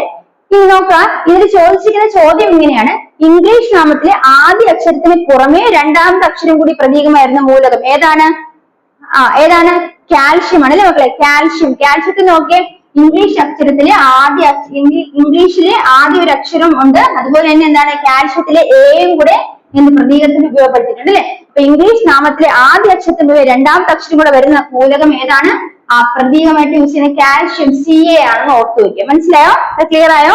അടുത്ത ഇംഗ്ലീഷ് നാമത്തിലെ ആദ്യ അക്ഷരം പ്രതീകം വരുന്ന മറ്റൊരു മൂലകം കണ്ടെത്തുക. അപ്പൊ ഇംഗ്ലീഷ് നാമത്തിലെ ആദ്യ അക്ഷരം പ്രതീകമാകുന്ന മറ്റൊരു മൂലകം ഏതൊക്കെയാണ്? ഇംഗ്ലീഷ് അക്ഷരത്തിലെ ആദ്യ, അതായത് ഇപ്പൊ പറഞ്ഞ ഇവിടെയാണ് കാർബൺ, നൈട്രജൻ അല്ലെ. ഇംഗ്ലീഷ് അക്ഷരത്തിലെ ആദ്യ മൂലകം പ്രതീകമായി, സോറി, ഇംഗ്ലീഷ് അക്ഷരത്തിലെ ആദ്യ, അപ്പൊ ഈ ചോദ്യത്തിൽ നമ്മൾ ആദ്യം മനസ്സിലാക്കി എന്താണ്, ലാറ്റിൻ നാമം എന്ന പ്രതീകങ്ങളിൽ ഉൾപ്പെട്ട മൂലകങ്ങൾ ഏതൊക്കെയാണെന്ന് മനസ്സിലാക്കി. അടുത്ത നമ്മൾ പറഞ്ഞ ഇംഗ്ലീഷ് അക്ഷരത്തിലെ ആദ്യ അക്ഷരം വരുന്ന പ്രതീകമുള്ള മൂലകം ഏതാണെന്ന് നോക്കി അല്ലെ. ഇംഗ്ലീഷ് നാമം എടുക്കുകയാണെങ്കിൽ, ആ മൂലകത്തിന് ഇംഗ്ലീഷ് നാമം എടുക്കുകയാണെങ്കിൽ ആദ്യ അക്ഷരത്തിന് പുറമെ രണ്ടാമത്തെ അക്ഷരം കൂടെ ചേർത്ത് ഏതൊക്കെ വരുന്നുണ്ടെന്ന് വെച്ചാൽ ഈ ഒരു ചോദ്യങ്ങളിൽ ഇതിവിടെ എന്താണ്, കാൽഷ്യം, Ca അല്ലെ, സിയും വരുന്നുണ്ട്, എയും വരുന്നുണ്ട്. അതാണ് ഉത്തരം. ഇനി പറഞ്ഞിരിക്കുന്നത് ഇംഗ്ലീഷ് നാമം എടുക്കുകയാണെങ്കിൽ ഈ മൂലകത്തില് ആദ്യ അക്ഷരം വരുന്ന ഈ പറഞ്ഞ കാർബൺ, നൈട്രജൻ, ക്ലോറിൻ ഇവയ്ക്ക് പുറമെ ഏതെങ്കിലും എക്സാമ്പിൾസ് ഉണ്ടോ എങ്കിൽ അത് പറയാനാണ് പഠിക്കുന്നത്. ഏതൊക്കെയാണ് നമുക്ക് പറയാം? നമുക്കറിയാം സൾഫർ പറയാം അല്ലെ. സൾഫർ എന്ന് പറയുമ്പോൾ എസ് ആണ് മൂലകം, ആ മൂലകത്തിന്റെ പ്രതീകം സൾഫർ എന്ന് എസ് ആണ്. അതായത് ഇംഗ്ലീഷ് അക്ഷരത്തിലെ ഇംഗ്ലീഷ് നാമത്തിലെ ആദ്യ അക്ഷരമാണ്. ഇംഗ്ലീഷ് നാമത്തിലെ സൾഫറിന്റെ ആദ്യ അക്ഷരമാണ് അതിന്റെ പ്രതീകമായിട്ട് ഉൾപ്പെടുന്നത് സൾഫർ. അതുപോലെ ഫോസ്ഫറസ് പി എന്താണ്, അതാണ് എന്റെ പ്രതീകം. അതായത് ഇംഗ്ലീഷ് നാമത്തിലെ ആദ്യ അക്ഷരമാണ് ഇവിടെ പ്രതീകമായിട്ട് എടുത്തിരിക്കുന്നത്. അത് മനസ്സിലായോ? അപ്പൊ ഈ ചോദ്യത്തില് എന്തൊക്കെയാണ് ചോദിച്ചിരുന്നത്? ഒന്നാം ചോദ്യം, ലാറ്റിൻ നാമത്തിൽ പ്രതീകം രൂപപ്പെട്ട മൂലകങ്ങൾ ഏതൊക്കെയാണ്? അപ്പൊ ലാറ്റിൻ നാമത്തിന് പ്രതീകങ്ങൾ രൂപപ്പെട്ട മൂലകങ്ങൾ ഏതാണ്? ലാറ്റിൻ നാമത്തിലെ നാമം ഉപയോഗിച്ച് അതിന്റെ പ്രതീകം എഴുതിയിരിക്കുന്നത് അല്ലെ. അപ്പൊ സോഡിയം എന്ന് പറയുന്നത് ലാറ്റിൻ നാമമാണ്, നേട്രിയം. അപ്പൊ അതിന്റെ പ്രതീകം Na എന്നാണ് ഇവിടെ എഴുതിയിരിക്കുന്നത്, മനസ്സിലാക്കുക. അടുത്ത പൊട്ടാഷ്യമിന്റെ ലാറ്റിൻ നാമമാണ് കാലിയം, അതിന്റെ പ്രതീകം K ആണ്, ഓർത്തു വെക്കുക. അടുത്ത രണ്ടാമത്തെ ചോദ്യം എന്താണ്? ഇംഗ്ലീഷ് നാമത്തിലെ ആദ്യ അക്ഷരത്തിന് പുറമെ രണ്ടാമത്തെ അക്ഷരം കൂടി എന്താണ് പ്രതീകമായിട്ട് വരുന്ന മൂലകം? ഈ തന്നിരിക്കുന്നത് ഏതാണ്? കാൽഷ്യം ആണെന്ന് ഓർത്തു വയ്ക്കുക. ഇനി നമുക്ക് പറഞ്ഞിരിക്കുന്ന മറ്റൊരു ചോദ്യം, ഇംഗ്ലീഷ് നാമത്തിലെ ആദ്യ അക്ഷരം പ്രതീകമായിരുന്ന മറ്റ് മൂലകങ്ങൾക്ക് ഉദാഹരണം പറയുകയാണെങ്കിൽ ഇവിടെ ഉള്ളത് കാർബൺ, നൈട്രജൻ ആണ്. ഏതൊക്കെ പറയാം? ഫോസ്ഫറസ് പറയാം, സൾഫർ പറയാം. ഫോസ്ഫറസിന്റെ P അതാണ് പ്രതീകം. ഫോസ്ഫറസ് എന്ന് പറയുന്നത് അതിന്റെ ഇംഗ്ലീഷ് നാമമാണ്, അതിലെ P ആണ് അതിന്റെ പ്രതീകമായിട്ട് ഉപയോഗിച്ചിരിക്കുന്നത്. അതുപോലെ സൾഫർ എന്ന് പറയുമ്പോഴത്തേക്കും എന്താണ്? എസ് ആണ് പ്രതീകം. അത് സൾഫർ എന്ന് പറയുന്നത് അതിന്റെ ഇംഗ്ലീഷ് നാമമാണെന്ന് ഓർത്തു വയ്ക്കും. മക്കളെ മനസ്സിലായോ? ഇത്രയും ക്ലിയർ ആയോ? അപ്പൊ ഈ ചോദ്യം ഒന്നുകൂടെ നോക്കാം. നമ്മൾ ഒന്നാമത്തെ ചോദ്യം, ലാറ്റിൻ നാമത്തില് അല്ലെ, ലാറ്റിൻ നാമത്തിൽ പ്രതീകം രൂപപ്പെട്ട മൂലകങ്ങൾ ഏതൊക്കെയാണ്? ലാറ്റിൻ നാമത്തിൽ പ്രതീകങ്ങൾ രൂപപ്പെട്ട മൂലകം, ലാറ്റിൻ നാമത്തിലെ പ്രതീകം എന്താണ്? Na എന്ന ലാറ്റിൻ നാമത്തിലെ പ്രതീകമാണ്. സോഡിയം എന്ന് പറയുന്നത് ലാറ്റിൻ നാമമാണ്, നേട്രിയം. അപ്പൊ Na ആണ് പ്രതീകം, ലാറ്റിൻ നാമമാണ്, ലാറ്റിൻ നാമത്തിലെ പ്രതീകം ഉണ്ടായിരിക്കുന്നത്. ഇനി പൊട്ടാഷ്യം എന്ന് പറയുന്നത്, പൊട്ടാഷ്യം എന്ന് പറഞ്ഞ ലാറ്റിൻ നാമം കാലിയമാണ്, അതിന് K എന്ന പ്രതീകമാണ് എടുത്തിരിക്കുന്നത്. അപ്പൊ ലാറ്റിൻ നാമം ഉണ്ടായ പ്രതീകമാണ് K എന്ന് ഓർത്തു വയ്ക്കുക. അടുത്ത എന്താണ് മനസ്സിലാക്കിയത്? അടുത്ത ചോദ്യം, ഇംഗ്ലീഷ് നാമത്തിലെ ആദ്യ അക്ഷരത്തിന് പുറമെ രണ്ടാമത്തെ അക്ഷരം കൂടി പ്രതീകമായിരുന്ന മൂലകം. ഇംഗ്ലീഷ് നാമത്തിലെ ആദ്യ അക്ഷരത്തിന് പുറമെ രണ്ടാമത്തെ അക്ഷരം പ്രതീകമായിട്ട് വരുന്ന മൂലകം ഏതാണ്? ഇവിടെ ആദ്യ അക്ഷരത്തിന് രണ്ടാമത്തെ അക്ഷരം വരുന്നത് ഏതാണ്? കാൽഷ്യം, Ca അല്ലെ, Ca. അത് മനസ്സിലാകും മക്കളെ. അടുത്ത ചോദ്യം, ഇംഗ്ലീഷ് നാമത്തിലെ ആദ്യ അക്ഷരം പ്രതീകം വരുന്ന മറ്റൊരു മൂലകം കണ്ടെത്തുക. ഇവിടെ ഇംഗ്ലീഷ് നാമത്തിലെ ആദ്യ അക്ഷരം പ്രതീകമായി വരുന്ന, ഇംഗ്ലീഷ് നാമത്തിലെ ആദ്യ അക്ഷരം പ്രതീകമായിട്ട് കാർബൺ ഉണ്ട്, നൈട്രജൻ ഉണ്ട്. ഇത് പുറമെ നമുക്ക് രണ്ട് എക്സാമ്പിൾസ് ചോദിച്ചിരുന്നു. നമുക്ക് പറയാം ഫോസ്ഫറസ്. ഫോസ്ഫറസ് എന്ന് പറഞ്ഞാൽ ഇംഗ്ലീഷ് നാമത്തിലെ ഫോസ്ഫറസ് എന്നാണ് അറിയപ്പെടുന്നത്. അതിന്റെ പ്രതീകം എന്ത് തന്നെയാണ്? ഇംഗ്ലീഷ് നാമത്തിലെ ആദ്യ അക്ഷരമായ P ആണ്. അതുപോലെ സൾഫർ എന്ന് പറയുന്നത് ഒരു മൂലകമാണ്, അതിന്റെ ഇംഗ്ലീഷ് നാമം സൾഫർ എന്ന് തന്നെയാണ്. ഇംഗ്ലീഷ് നാമം സൾഫർ എന്നാണ് എടുത്തിരിക്കുന്നത്. ആ സൾഫറിന്റെ ആദ്യത്തെ S ആണ് അതിന്റെ പ്രതീകമായിട്ട് ഉപയോഗപ്പെടുത്തിയിരിക്കുന്നത്. അപ്പൊ അത് നമുക്ക് എക്സാമ്പിൾ ആയിട്ട്. അപ്പൊ ഇങ്ങനൊരു ചോദ്യം നിങ്ങൾക്ക് പരീക്ഷയ്ക്ക് വരാൻ സാധ്യതയുണ്ട്. ഏതൊക്കെയാണ്? അപ്പൊ ഇത് മനസ്സിലാക്കി പഠിക്കാം. ഈ തന്നിരിക്കുന്ന മൂലക തന്മാത്രകളാണ്. ഇതെന്താണ്? മൂലക തന്മാത്രകളാണ്. അതായത് നമ്മൾ പദാർത്ഥങ്ങൾ ഏറ്റവും ചെറിയ കണിക എന്ന് പറഞ്ഞ ആറ്റമാണ് അല്ലെ. ആറ്റങ്ങൾ ചേർന്ന് എന്താ ഉണ്ടാകുന്നു? തന്മാത്രകൾ ഉണ്ടാകുന്നു. അപ്പൊ തന്മാത്രകൾ, ഇത് മൂലക തന്മാത്രകളാണ്. ഇവയെ ഏക അറ്റോമിക, ദ്വയ അറ്റോമിക, ബഹു അറ്റോമിക തന്മാത്രകളായിട്ട് പട്ടികപ്പെടുത്താനാണ് പറഞ്ഞിരിക്കുന്നത്. എന്താണ് പറഞ്ഞിരിക്കുന്നത്? ഈ തന്നിരിക്കുന്ന മൂലക തന്മാത്രകളെ ഏക അറ്റോമിക, ദ്വയ അറ്റോമിക അല്ലെങ്കിൽ ബഹു അറ്റോമിക തന്മാത്രകളായിട്ട് നമുക്ക് തരം തിരിച്ച് എഴുതാനാണ് പറഞ്ഞിരിക്കുന്നത്.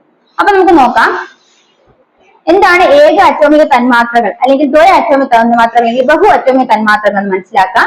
അപ്പൊ ആദ്യം ആറ്റം എന്ന് പറയുന്നത് ഒരു മൂലകത്തിന്റെ എല്ലാ സ്വഭാവം കാണിക്കുന്ന ഏറ്റവും ചെറിയ കണികയാണ് ആറ്റം. ഒരു മൂലകത്തിന്റെ എല്ലാ സ്വഭാവം കാണിക്കുന്ന ഏറ്റവും ചെറിയ കണികയാണ് ആറ്റം. ഇനി അതുപോലെ തന്നെ ഈ ആറ്റങ്ങൾ ചേർന്ന് എന്താണ് രൂപപ്പെടുന്നത്? ആറ്റങ്ങൾ ചേർന്ന് തന്മാത്രകൾ അല്ലെങ്കിൽ മോളിക്യൂൾസ് ഉണ്ടാകുന്നത്. അപ്പം ഏറ്റവും സ്മോളസ്റ്റ് ഇൻഡിവിസിബിൾ ആയിട്ടുള്ള ഒരു പാർട്ടിക്കിൾ ആണ് ഏത്? ആറ്റം എന്ന് പറയുന്നത് അല്ലെ. ഒരു മൂലകത്തിന്റെ എല്ലാ സ്വഭാവം കാണിക്കുന്ന ഏറ്റവും ചെറിയ കണികയാണ് ആറ്റം. അതായത് atom is the smallest particle which shows all the properties or characteristic properties of A element. ഒരു എലമെന്റ് എല്ലാ ക്യാരക്ടറിസ്റ്റിക് പ്രോപ്പർട്ടീസും കാണിക്കുന്ന ഒരു സ്മോളസ്റ്റ് പാർട്ടിക്കിൾ ആണ് ആറ്റംസ്. ഇനി മോളിക്യൂൾസ് എന്ന് പറയുന്നത് എന്താണ്? മോളിക്യൂൾസ് എന്ന് പറയുന്നത് they are the smallest particle which can exist independent, അതായത് സ്വതന്ത്രമായിട്ട് നിലനിൽക്കാൻ സാധിക്കുന്ന ഏറ്റവും ചെറിയ കണിക ഏതാണെന്ന് ചോദിച്ചാൽ അത് തന്മാത്രകളാണെന്ന് ഓർത്ത് വെക്കുക. അതായത് ആറ്റങ്ങൾ ചേർന്നാണ് എന്തുണ്ടാകുന്ന തന്മാത്രം ഉണ്ടാകുന്നു മനസ്സിലാക്കി വെക്കുക. ഇനി ഒരു ആറ്റം മാത്രമുള്ള തന്മാത്രകളെയാണ് നമ്മൾ എന്ത് വിളിക്കുന്നത്? ഏക അറ്റോമിക് തന്മാത്രകളിൽ മോണോ അറ്റോമിക് മോളിക്യൂൾസ് എന്ന് പറയുന്നത്. ഒരു ആറ്റം മാത്രമുള്ള തന്മാത്രകളെ ഏക അറ്റോമിക് തന്മാത്രകളിൽ മോണോ അറ്റോമിക് മോളിക്യൂൾസ് എന്ന് പറയുന്നത്. ഉദാഹരണത്തിന് ഹീലിയം നമ്മൾ എങ്ങനെ എഴുതുക? HE അല്ലെ, ഹീലിയം HE. അതിന്റെ അർത്ഥം എന്താണ്? അതിന് ഒരു ആറ്റം മാത്രമേ ഉള്ളൂ. അപ്പൊ ഒരു ആറ്റം മാത്രമുള്ള തന്മാത്രകളെയാണ് എന്ത് വിളിക്കുന്നത്? മോണോ അറ്റോമിക് മോളിക്യൂൾസ് എന്ന് വിളിക്കുന്നത്. അതിന് ഉദാഹരണമാണ് ഹീലിയം. അപ്പൊ ഇവിടെ ഈ ചോദ്യത്തില് ഹീലിയം എന്താണ്? മോണോ അറ്റോമിക് ആണെങ്കിൽ ഏക അറ്റോമിക തന്മാത്രയാണെന്ന് മനസ്സിലാക്കി വെക്കുക.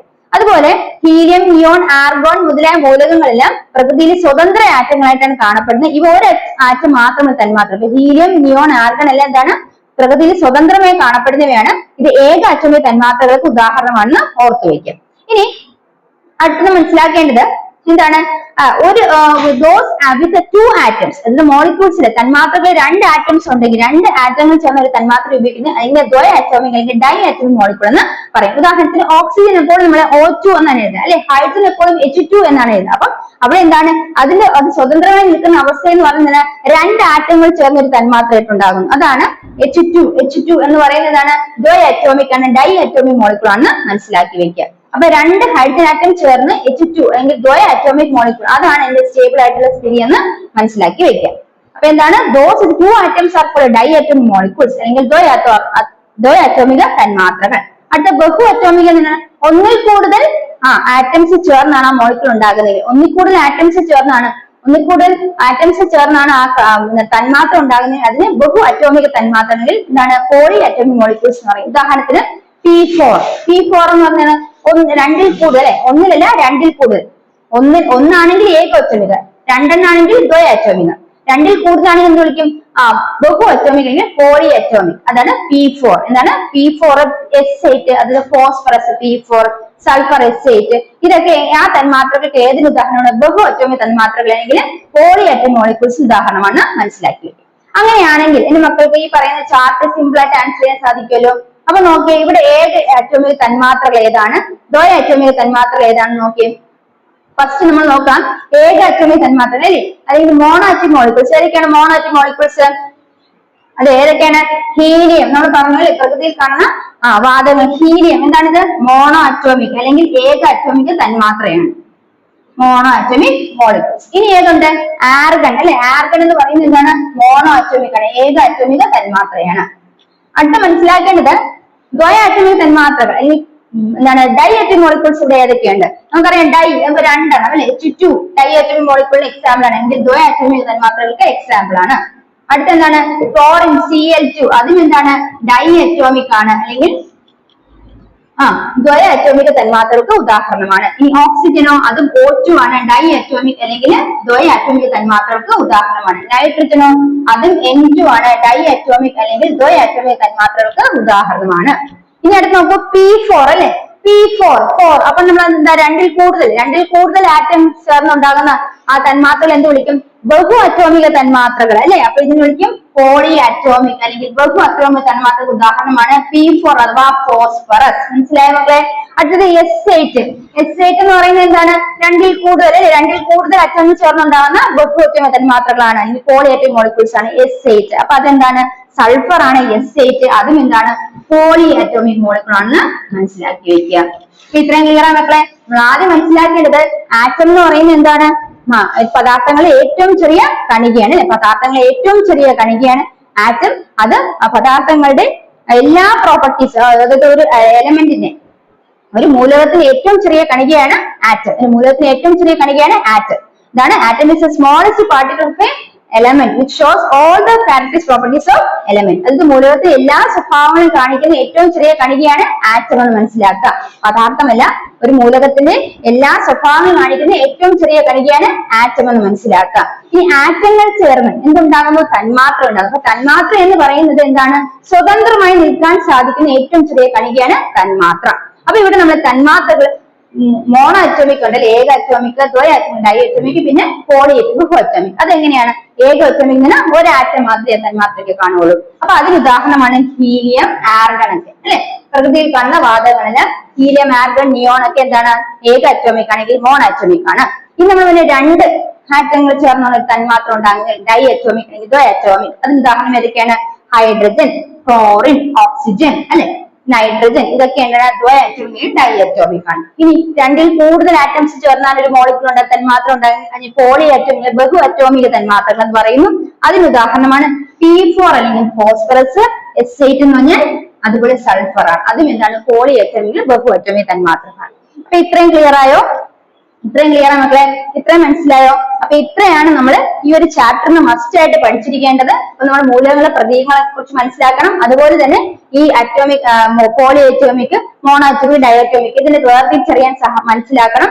അതുപോലെ തന്നെ നമ്മൾ പ്രതീകങ്ങൾ എടുത്ത് മനസ്സിലാക്കണം. അതുപോലെ തന്നെ നാമകരണങ്ങൾ മനസ്സിലാക്കണം. ഈ എടുത്ത് പറഞ്ഞിരിക്കുന്ന ഇത്രയും കാര്യങ്ങൾ മസ്റ്റ് ആയിട്ട് പഠിച്ചിരിക്കണം. അത് ഈ ഒരു ചാപ്റ്ററിൽ ഇത്രയും നിങ്ങൾ പഠിച്ചാൽ അത്രയും മാർക്ക് നിങ്ങൾക്ക് ഷുവർ ആണ്. അപ്പൊ നമ്മൾ ഫസ്റ്റ് ചാപ്റ്റർ നോക്കി, അതായത് പദാർത്ഥങ്ങളുടെ സ്വഭാവമാണ് ഇപ്പൊ നോക്കിക്കൊണ്ടിരിക്കുന്നത്. അതിനു മുമ്പ് നമ്മൾ നോക്കിയ പാഠവും നിങ്ങൾ ക്ലിയർ ആയി വിശ്വസിക്കുന്നു. അപ്പൊ എന്തെങ്കിലും ഡൗട്ട്സോ കമന്റ്സോ ഉണ്ടെങ്കിൽ താഴെ കമന്റ് ബോക്സിൽ കമന്റ് ചെയ്യാം. അപ്പൊ നമുക്ക് അടുത്ത ക്ലാസ്സിൽ കാണാം. ഈ ക്ലാസ് യൂസ്ഫുൾ ആക്കി വെക്കുക, നിങ്ങൾ പഠിച്ച് നല്ല സെറ്റ് ആക്കി വെക്കാം.